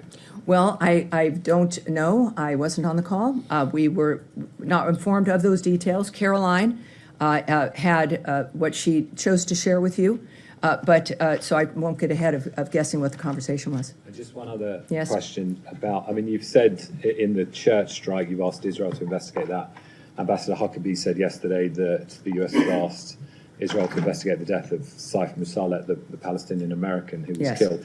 And yet, in the same 24-hour period, he tweeted that there was a travesty of justice by the in terms of the investigation of Benjamin Netanyahu. He called them the insanity of out-of-control prosecutors. So I'm just trying to understand how a system that appears that you don't have faith in over the investigation of Mr. Netanyahu is good enough to investigate the deaths of Palestinians. Well, I would not want to characterize the ambassador's comments, but they were his remarks. If you want him to elaborate on those, you can. What I speak to here is the mission and the statement and the actions that the State Department and the President of the United States has taken and that the government is taking. Not just these two issues, but our overall view and vision of what's going to be important in the world and how we react to it. I'm not going to characterize or place the ambassador's comments in any kind of context. That was his retweet of the president. Yeah. Well, it's not where I'm going to go. It's not what we're discussing today. Right. All right. Yes, Michelle. I have a different topic. Well, do we have any more Syria? All right, we'll come back. So, Michelle, you'll be the start of that? Yes, sir. Forward and also the long-term solution, which Sean asked you. Do you believe that the only path forward in Syria is that the all constituency or the minority group is to integrate with a centralized government, or have the recent escalation, changed your view? And do you think that federalism or some sorts of autonomy is a viable solution for the current situation in Syria? Well, part of starting something like this so new is I don't think it's really ever happened before, is looking at the nature of what works and what doesn't. Clearly, the people of Syria view themselves as Syrians. That is part of, I know, what was discussed earlier, of the nature of how you're going to have a government like that for that nation be able to represent and include everyone. The issue was including them. Of course, every government is going to be, and should be, the decision, how it's formed, the nature of what it represents, should be the decision of the people of that country. But you've got to have a chance to start with the very basics, which is stability, infrastructure, some modicum of peace that you can rely on. And we expect, again, there's been instability. So the stability part you work on and you assess it as it continues, and then you see what needs to be addressed. And that's what we're helping with. So it clearly is going to be up to the Syrian people. But the way that it would work is that because we've seen the history of when everyone is not included, of what can happen. But that is, again, this is where the negotiators, those who are wise enough to be envoys, who delve into this, which is the hardest work in the world, We'll leave that to people like Ambassador Barrack and President Trump and Secretary Rubio. Yeah, help me if I'm understand you correctly. Does that mean that the U.S. is not opposing federalism or autonomy for the Syrian future? I'm not going to comment further than just the theory of trying to get some stability here and the inclusion of the people who are in Syria, without going into at all what the details might be or what choices might be made. That's not my place, so I won't comment on that. Saeed, are you with Syria yet, or no? All right. Yes, sir. Yes, thank you, Madam Bruce. Ahmad Shahidov. My question is about the very most discussed topic in South Caucasus. There is an ongoing discussion in South Caucasus about the opening of Zengezur corridor between Armenia and Azerbaijan, and many believe. All right, so we'll stick with Syria for the moment, and I'll come back to you. I know that's a large issue, but we will do that. Oh, yes, there we go, right there in the middle. Yeah, thank you, Tommy. It's still about Syria. So how the Secretary is happy or convinced that the Syrian government is the right one at the moment for Syria, looking at what's happening with the Israeli and the Druids? Well, again, I would just caution in any dynamic that is this fluid and changing, where it's new, it's the kind of new idea and commitment brought by the United States and President Trump.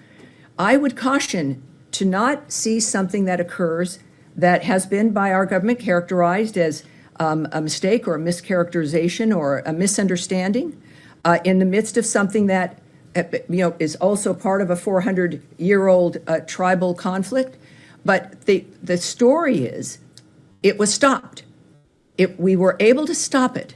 We know that it's not going to be utopia the moment we all agree, let's do this. And then it happens. It's the idea, and then it's the implementation of that idea. And that is the commitment of Ambassador Barrack and, of course, of our leadership. So I would say that the issue is whether or not there would have been a response to this, whether or not there are relationships and partnerships that would listen to each other. And it occurred. Obviously, there's more work to do, but it's worth doing. And I think that's our approach. Yeah, follow up only. And if I may, Tommy, thank you. And how concerned is the Secretary that these clashes, let's strike, that Israeli had in Damascus may jeopardize the potential peace deal between Israel and Gaza?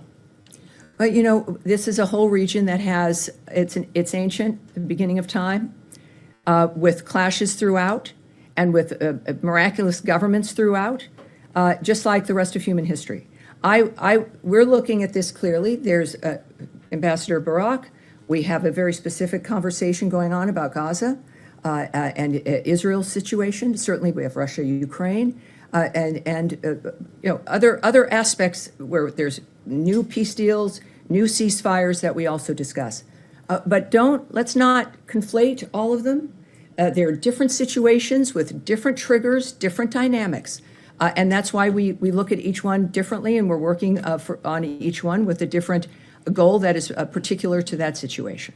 All right, now, so we will go. Let's go to Michelle. We'll go to the rescission package because All it right. includes a lot of money for the United Nations. I'm wondering if it's going to affect UNHCR's efforts to resettle Syrians back into Syria, which they call this a historic moment to do that. And I also wonder, there's big cuts in peacekeeping, and it includes some language that is critical of the peacekeeping mission in Congo.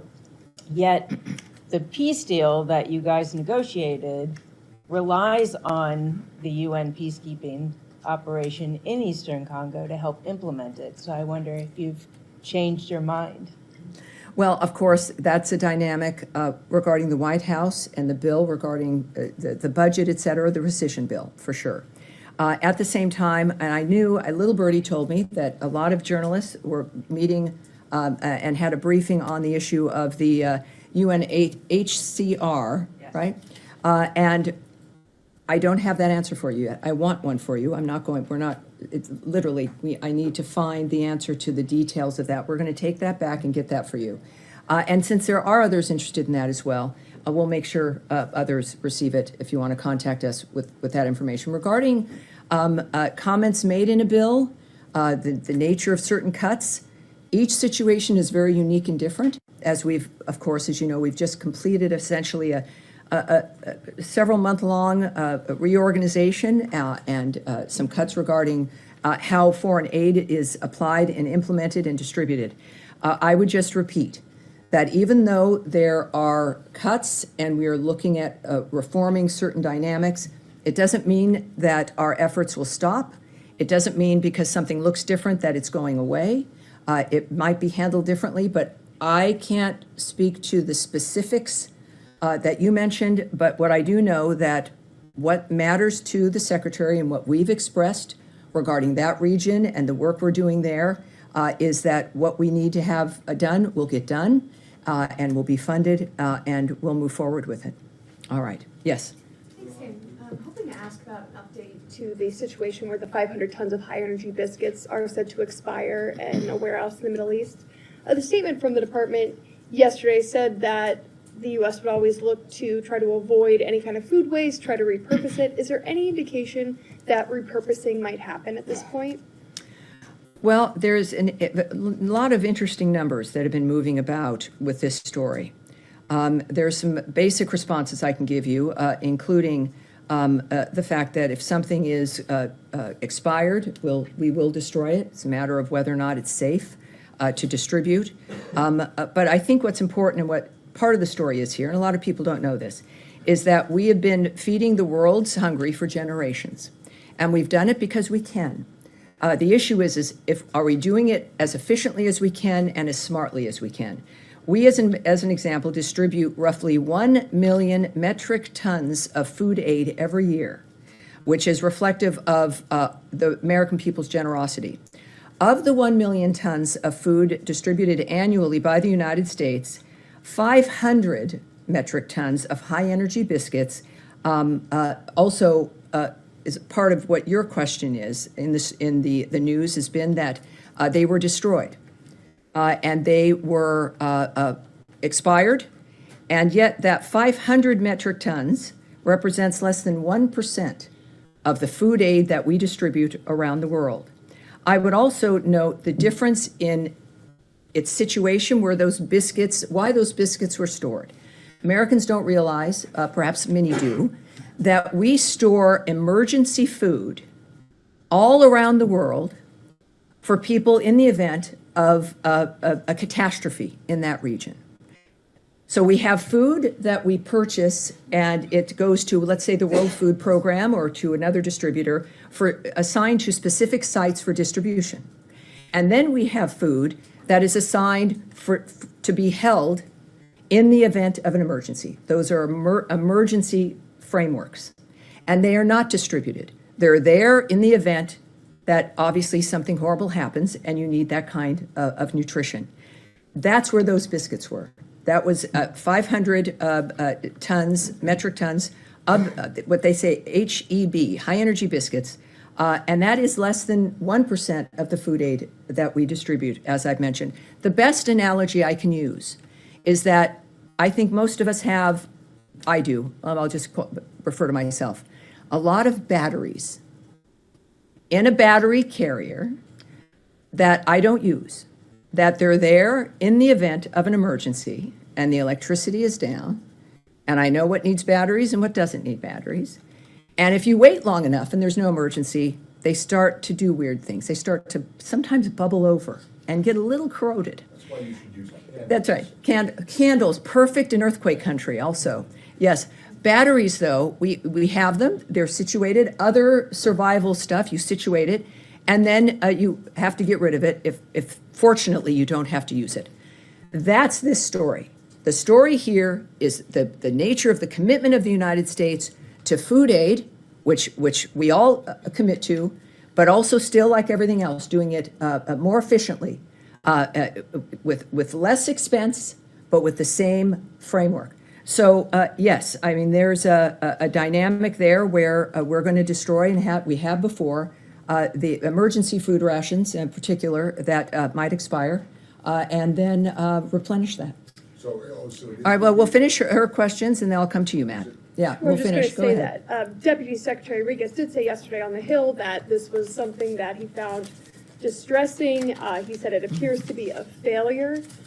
Just this dynamic here, is there any effort within the department now to look at expiration dates at those warehouses around the world that are hosting these high energy biscuits and make sure that a dynamic like this doesn't happen again in the spirit of efficiency?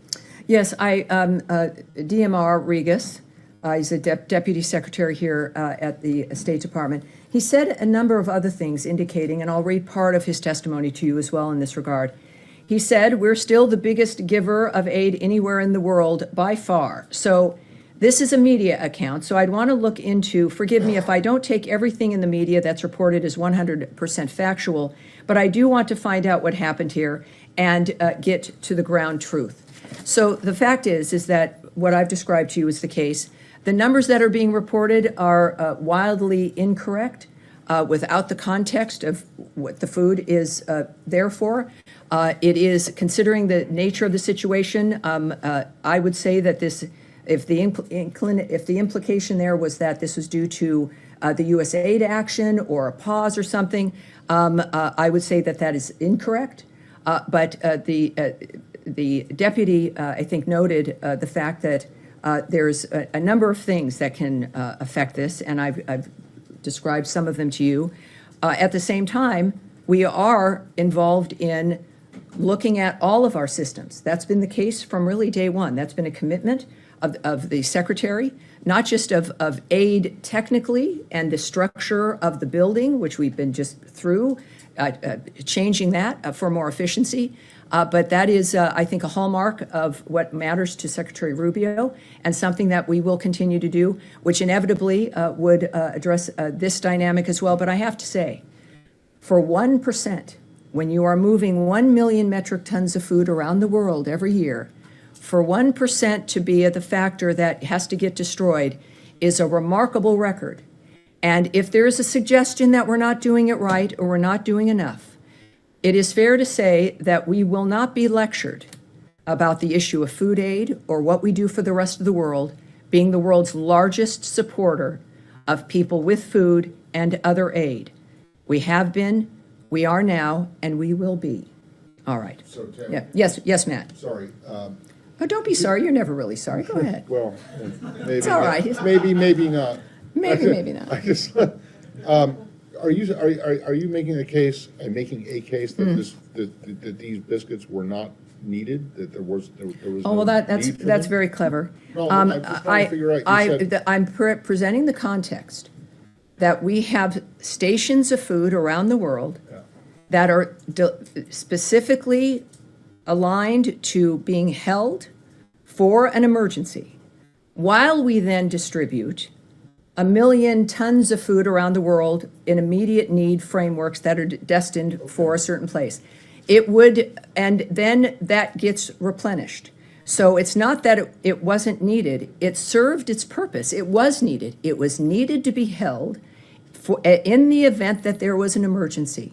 And that was accomplished, and it will continue to be accomplished. So you don't think there was an emergency in Gaza or? Oh, yes, and it's interesting. We contribute and have aided emergencies around the world through this time. We were not waiting for anything in a holding station. As I don't know, I won't say it again. We are the largest giver of food aid and provider of aid around the world, certainly of food aid, 1 million metric tons of food. So it's not like because those biscuits are in the emergency section that we simply went home to watch television. We are the largest provider. We are proud of that, and we will continue to be. Are you committing that this administration will continue to provide 1 million metric tons of emergency food aid around the world? Yes. You rarely ask me to speculate or on a hypothetical situation. We are going to continue to be the world's largest giver of aid and of food. We are going to be doing it in a smarter, more efficient manner, but it is our nature to do so. And I've said it from the beginning. You guys have heard me. Yes, things are changing. They look different, but we are still in the foreign aid business, and we're going to be better about it. I think that's pretty clear. Saeed, you've been very patient, sir. think you actually related to Matt, Sure. this topic in a way. Yesterday, Tom Fletcher, the UN Emergency Relief Coordinator, and Catherine Russell, the Executive Director of UNICEF, they basically told the UN Security Council, they painted a horrific picture of how children are suffering in Gaza. They're saying that, the war is going on, but the children are bearing the brunt of it. There's about 17,000 kids have been killed since the beginning of the war. They spoke of no water or no clean water.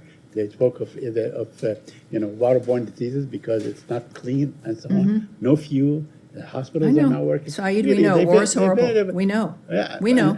And she said that, like on daily basis, 28 kids get killed, since October 7 until now on average. Yes, it's My question horrible. to you- It's horrible. my He has question- a question, though. We'll get to it right now, I trust. My question to you. Yes. Is the United States government happy with the level of aid that is going on, the level of water that is going on, the level of fuel that is going in? All right. Or are we likely to see Saeed, some changes Saeed, that will yes, impact I understand. the lives of kids? Saeed, in every war, in every conflict that is going on this day, someone is suffering, someone is being killed, a child is suffering, a child is dying. We've seen the images. That is one of the issues we talked yesterday about the immediacy of media. We now see those images. I remember growing up and we were shocked that we could see some of the footage of the combat in Vietnam. That was a turning point I was a child, I had no idea. My mother was appalled. And things now, you get it on your phone in a moment. We know the suffering. I have this conversation with you, Saeed, every time I see you. We're both, I understand your concern. I've committed my time in this season to address that as well, as have everyone else in this building, as have Americans. We're proud of being Americans because of what we've been able to accomplish for the world. What I can say is that it is, I think you used the word happy. Of course we're not happy. Who's happy with these developments? It's war. It is, while it is common, it is unnatural. It's an obscene display of what humans are capable of. And that is why we work to stop it. And the people who aren't stopping it are Hamas. So when you think about why this continues in the Gaza Strip and organizations who have condemning the Gaza Humanitarian Foundation and their delivery of over 70 million meals at this point, the fact is there is one group responsible, and that's Hamas. They are still holding dead bodies. They're still holding live people. They are still murdering people. So if the onus is on us trying to move through that obscene environment, and we do, to do what we can, which will never be enough. Saeed, I don't know if it's because you want me to repeat this or if you forget what I say. It is worth repeating sometimes that we understand this, and it's why we do what we do. It is why the president is passionate, why the secretary is passionate, and why I stand at this podium, and why all of you are in this room, because we don't like much of what we see. We have successes sometimes, but of course it's not good enough. And it won't be, because the only time children will have exactly what they need is when Hamas is gone, when the terrorists are not controlling a swath of land, and when peace is generated by a government that its people have chosen and is not based in the inhumane slaughter of people. Yes, sir. All right, so you, yes, you, sir, and then we'll go. Right. Thank you very much. Two quick questions. You are aware Make them that not quick, but go ahead. Yes. The militia have intensified their attacks on the Kurdistan regional government's oil wells and on U.S. companies operating in Iraq, action that threaten the stability of the global energy market. These attacks are no different from what the Houthis in Yemen are doing against international trade. What responsibilities do the Iraqi state and the international community have in addressing this situation? You know, obviously, that is an issue that we are concerned about. I have put out a statement, which I don't know by heart. I am going to ask, well, where's my Tommy? Is my principal deputy not here? Where did he go? All right. Nicole, I know my statement's in here, and I'd like to read it for everyone regarding the Kurdistan situation. Nicole, could I ask you to come up? Actually, you'll have to come up here. I know, it's not that intimidating. It isn't. Everyone, this is Nicole, a woman who makes a great deal possible in this building. Let's see what we have.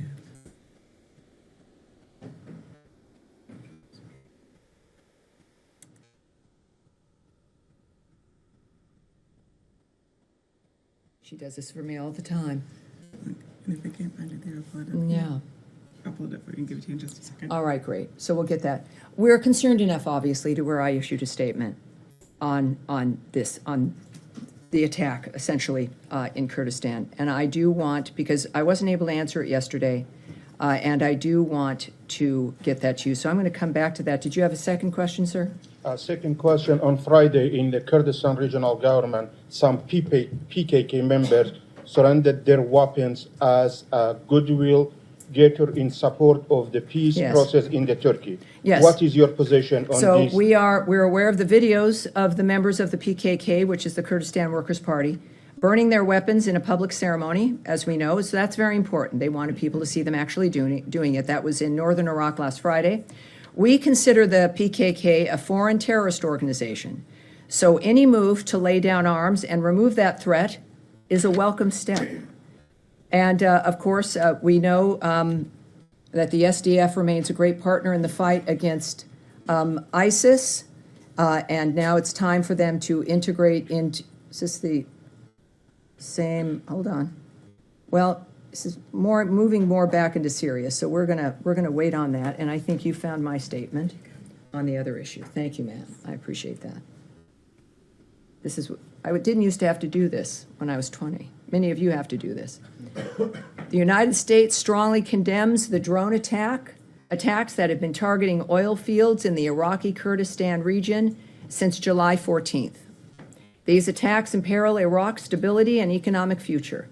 The government of Iraq has a duty to protect its territory and all of its citizens. These strikes target international companies that are working with Iraq to invest in Iraq's future. The United States remains committed to our partners across Iraq who are working to build a stable, federal, and sovereign state. All right. Yes, go ahead, Eric. Thank you, Tammy. Two questions. We saw Secretary Rubio's very important meeting with Foreign Minister of China, Wang Yi, last Friday in Malaysia. Secretary Rubio said it was very constructive. We're now reporting that the president of Taiwan plans to transit the United States next month. And I wanted to ask if there's any concern about expected or foreseeable Chinese reaction, because we've seen in the past, for instance, in December, when the president transited Hawaii and Guam, we saw China's largest naval deployment in years along the first island chain. And is there any concern that at a time when, coming off of this high of the secretary's meeting with his counterpart, that the presence of the Taiwanese president will somehow be counterproductive or disturbing to this point that's been reached? Well, I think you mentioned that they had met, and I would refer you back to his comments following that meeting. He stated that this was not a warning meeting and that the discussion was constructive and positive. And I remember his attitude, and I appreciated that. And also, he noted, I want to reiterate that transits by the Taiwan president are fully consistent with our longstanding policy and practice. I don't want to necessarily attach that to the secretary. I'm not sure that that's what he said, but that is the case. I would also say that transits of the United States by high-level Taiwan officials, including presidents, are again in line with past practice and fully consistent with our longstanding policy, and such transits are undertaken with consideration for the safety, comfort, convenience, and dignity of the passenger. All right. Sorry, my All right, second yes, go question, ahead. Tammy. All right, I'll be back to you in one moment. Ukraine, if I may. Your colleague at the White House spoke to the president's expectations following his 50 days deadline. My question is about Russia's reaction in these 3 days. There's no sign of any different, behavior. Instead, they did, issue a nuclear threat. They questioned president's motives. And Russian foreign minister today said that we are not accepting any threats. What makes the president, the administration, believe that next 47 days will be any different? Well, I can't read their mind, and I won't begin to try to think of what they might be thinking. I don't know what I'm going to be thinking tomorrow. You never know. But what I can say is that obviously they've expressed their displeasure with how things have been so far, which in part led to this new structure that we're looking at, including the 50 days. Regarding any kind of nuclear commentary or preemptive strikes, et cetera, let's just say that rhetoric does not improve regional security. And of course, as President Trump has said, the word nuclear should not be treated casually. And we have seen these kinds of reckless and unhelpful statements before. So it's not something I can preview for you regarding what might happen or might not happen. But the good news is that the world knows the nature and the attitude and the values of President Trump and the Secretary and of the American government. And we also, of course, remain committed, as we have, to Ukraine and to ending that situation peacefully, hopefully through diplomacy, as the president has been committed to. I'll go right back. On that line, last week, this day, the secretary met with Lavrov, and he signaled, quote unquote, new, different approach from Russia. The fact the president moved forward with his own, deadline, does that mean that you guys have rejected what Lavrov after? I can't speak to that. I can't address that at all. But I would caution again, drawing conclusions because of what someone else may have said or if a phone call happened. These are very deliberate individuals, the men and women making decisions and engaging in these things. We know what's at stake. We know why they're doing it. It's about life and death and who's alive today, who might not be tomorrow. They're aware of everything, and the choices they'll make will be the right choices. And we'll go right back to Eric here for his last question. Thank you, Tammy. On the same topic of Ukraine, we've seen the president earlier this week. He had Secretary General of NATO in the Oval Office. I know that he often repeats that this is that he views this as Biden's war and a war that wouldn't have happened had President Trump been president. But do you think that we're seeing any kind of a pivot or a greater investment from the Secretary Rubio and President Trump in the outcome in Ukraine, particularly since the NATO meeting and this idea that 6 months in? Well, yeah, I'm reading some people in the chat said they're kind of bored with this. It is kind of dry. I mean, so I'm going to have to let you guys tell me in the chat. She's probably almost done, but do you want me to cut it? Because I'm going to just read the super chats and then go to the after party. But unless you guys want to see more of this, I'll leave it on while you guys let me know if you want to see this or you want me to just go ahead and cut it and go to the after party. Just go ahead and let me know. Thought we would have a deal 2 months ago, but it doesn't seem to get there. I speak to him a lot about getting this thing done, and I always hang up and say, well, that was a nice phone call. And then missiles launch into Kyiv or some other city. And after that happens 3 or 4 times, you say the talk doesn't mean anything. So that is the president speaking quite transparently about his assessment of things, allowing the American people and the world to understand that his patience, he is a very patient man, and he's a realist, and he's going to be honest.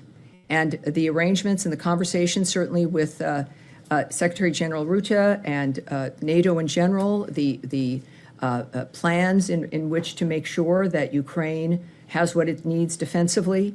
But I think the president is someone who will make these decisions and continues to approach it aggressively so that his vision of this conflict ending will come to pass. And that is it. I had the army. Thank you very much. You normally sit, Michelle from NPR. You're normally way in the back, And I was thinking, well, this is, you must. to get more attention to the people. She's about to lose a Yeah, job. well, that's what you've always said. You've always said that. All right, so this is something that, of course, we do want to address. So if we could start again, and we'll answer your questions. Yes, sir, go ahead. Thank you, Madam Bruce. All right, so she's about done, which is fine with me. And I don't want to hear anything from NPR, so screw NPR. So I'm going to take the super chats, and I'll tell you what's going to happen tonight before we check out of here. Tonight's going to be very, very interesting. Let me just tell you that with what we're going to be doing. But I'll tell you that in a second. So hang on. Let me get the super chats ready so I can acknowledge people. Where is this? Because sometimes it doesn't let me see the very top of the screen. Okay, is this right? Okay. All right, this Mega Pat, love it. EDS Free Zone, yes it is. Thank you. BLS Doom Group, hey, what's up, man? Barry, I know how to verify if it's really you. I would just ask you, where do we go on our first date? That's too funny. Making Blackiship, Louisiana standing strong for real MAGA. Yes, they are. Demon of Cybertron. To everyone, X is not real life. It's a bot pit. That's one thing you really have to understand. There's so many anonymous people, so many fake things. Just take it with a grain of salt, because you can't poll fake people. You can't. That doesn't work. Mary Kellums, hi Barry, can you give me the name of the company for Medicaid? Oh yes, that would be Chapter. I didn't do a commercial for them because they liked me to do it early in the day, but I'll put it up anyway so you can see it. Just go to Chapter, call them at 475-328-3545. This isn't a commercial. She just asked for the information, so I wanted to put it up there. So go ahead, Mary. That's who you can call. All right. Let's see here. Barry, enough said. Let the left disintegrate on this. My president forever. Absolutely. I'm done. I'm so done. Macon Blankenship. My name is pronounced Macon as in Georgia. All right, I got it. Macon, Georgia. Thornton Maloney. Barry, have you ever considered having Rich Barris on the show? He might be able to shed some light. Ashley has tried to reach out to him. I've tried to reach out to him to no avail. So, some of these people just don't respond. So you just have to move on to, the next person. I mean, let me put it this way. I have no aversion to speaking to Rich, but we just haven't hooked up. Demon of Cybertron. The people dying on the list hill aren't prospering, while the influences that are feeding them, the rage bait, are prospering. Bingo. KRO, it's so bad for Dems losing newcomers or votes that Bass is paying them to stay. How sick is that? And the story he's talking about, he's referring to, is Karen Bass is paying newcomers money to stay home so they don't get arrested. And now there's other people out there buying them groceries and taking to their house, so they're basically in prison. If you have to stay in your house and have people bring you food, what kind of life is that? Your quality of life is done. Tilly, I'm so proud of Veteran Biker putting the truth out today of Benny. Oh, he went after him hard. He went after him really hard. Tilly, hugs to all Fanfare family. Thank you. Rick Williams, Barry, if you can please show your viewers Paul Harvey's If I Was the Devil, a 1965 broadcast, and then tell me that isn't the Democrat Party and every other liberal. You know what I do? I will make that a point. Where's my pen? To get that for tonight, and we'll do that. We'll do that when we jump over to Rumble. I couldn't dare play it on YouTube, but if I had my pen in front of me, what the heck happened to my pen? Everything here is supposed to be in order, and now I can't find my pen. I don't know where it went. I hate that. I hate that when you get so much stuff on your desk. Oh, here it is. It was wrapped up, and I just want to make a note of that. Paul Harvey, if I Paul Harvey, Devil. Okay, I got it. Abigail Adams, Coach Barry and the Fanfare team, we are blessed having real news and reading personal comments daily. Thank you for all your support, Trump and our country's founding pillars. Thank you very much. By the way, if you like that segment with everybody who made their individual videos, well, then again, let me say this. You may have missed that segment. Okay, I may have to play that again so in case anybody who's missed it, but thank you. Papa John, Maxine Waters was fighting for CBDC and mentioned China's currency was the future within 1 minute of the same speech this morning. The 1776 Viking. Barry, one good thing about Connecticut was that in 8th grade I was able to go to a regional vocational tech school, started me on a career in electronics. I've owned an IT consulting company for 25 years. Wow. Wow, wow, wow. Which let me know which school. Is it Goodwin or Prince Tech? One of those? Peaceful Haven Media. Architect Hubby says Alcatraz is protected on the National Register of Historic Places and is a protected structure. All changes need to be reviewed and approved under Section 106 of NHPA. Well, since you said that, let me go ahead and show you something that happened earlier. Where is that? Hold on. Do I have that? Actually, I'll talk about that tonight. Yeah, how about that? We make a deal. I'll tell you about Alcatraz tonight. Let me get out of here. If you backstab President Trump, you backstab the MAGA family. Absolutely, Tilly. Captain Danny, stand strong, stand proud, and stay MAGA strong. Of course. Hello, Christina. I got home just in time to catch my uncle on Rumble last night. He didn't even embarrass me. No, he did very well. He did very well, Christina. Megabit, get the newcomers to fix up and rebuild Alcatraz. Wow, we can save those jobs for real Americans, for sure. S13, thank you, Barry, for staying mega strong and focused. Always. I mean, I didn't get involved in this to try and figure out, hey, what happens with Trump and it doesn't work. I can tell you already what I'm going to do if Trump is out of office. I'll continue doing shows and hopefully people will listen and hopefully these people here won't turn me off, and God willing, that's what I'll do. Hold on. Ashley is texting me. Got to make sure she doesn't need me for something if I forgot to read something. Let's see here. Okay, nothing yet. Nothing I have to do right now. Alcatraz is crazy haunted too. That would be awesome. Fazul, they dragged 47 into court for years, dragged them all to court by their ears and spend a fortune in lawyer fees. Absolutely. Todd Doyle, thank you. HVAC, electrical, plumbing, nursing, LPN need basic math skills. You need to be compliant for trade and motivated to do the work. Barry Canova, U.S. selected government politicians should be barred from pleading the Fifth Amendment.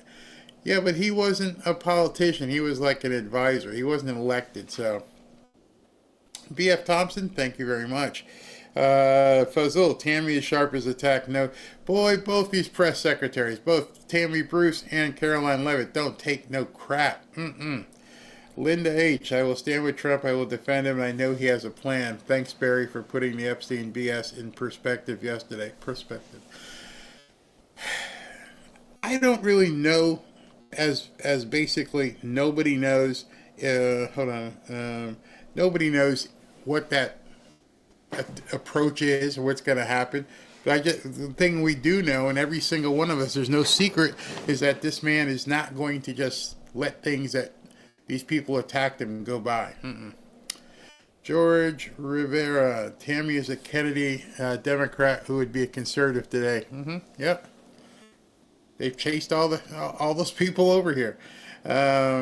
Where's Karen? Karen, not to sound heartless, but why is it our responsibility to feed the world when people go hungry here at home? America first, then we can help others. I completely agree with you. Completely agree with you. Maybe there were some agreements in place beforehand. Maybe that's the only thing I can think of at this point. That's it. Tilly again. Our people, our children, and our country should come first. We have many who need help. I agree. Tilly, I'm tired of seeing our people starving and sleeping in the streets and the vets are doing without good health care. Now, let's address that for 1 second. The people who sleep in the streets, not talking about the vets, but many of them have the ability to go get help and food. They choose not to, either because they're drug addicted or whatever. But there are there's here in Boca, on the other side of town, there is a church with a food kitchen attached, and it always has a line, and people just, they go in, they eat, but they hit the streets again. Very weird.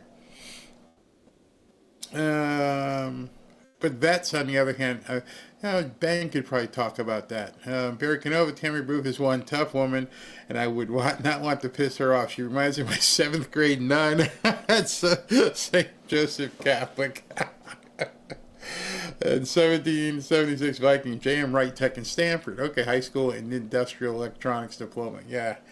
I didn't know where that was. I knew where Prince Tech was around Hartford, and then Goodwin Tech as well, some other tech schools. All right, so I wanted to tell you guys that tonight, when we jump over to Rumble, we got to really some of you guys are going to have to put on the tinfoil hat kind of stuff. We're going to go in deep once we get into Rumble. I got a guy coming over. This is a gentleman from the Alpha Warrior Show.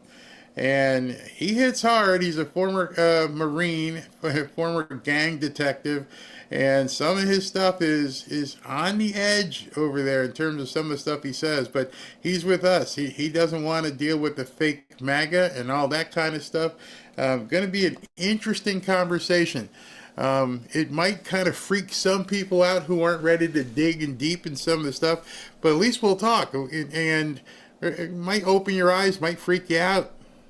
Either way, it could be very interesting for everybody. Before I leave, SV said something. Let's see here. 1 second. Ooh, I got some stuff to talk to you about tonight. Steve Michael says, he's got a super chat, says, Barry, can you help me out with Kyle Seraphin? He has been texting me all day trying to be nice. What do you want me to do? Hey, Kyle, stop texting Steven. I don't know. Go ahead and email one of the mods and I don't know what you'd like me to do. I can talk to him for sure, and we'll see what happens. This just passed.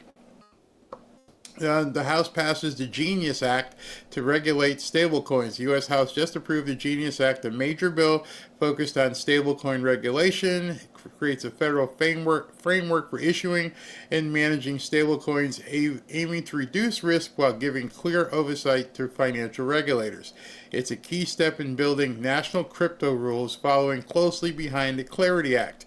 I'm going to have to dig into it, but all but 9 Republicans voted and 100 Democrats voted. That's kind of scary. But we'll see if it has anything to do with CDBC or central bank stuff. Nah, don't want it. But we will see. All right, so I'm going to play the after party 7:30 tonight, and we'll go with that. And I've got a whole bunch of stuff to talk about. So I'll see you guys at 7:30.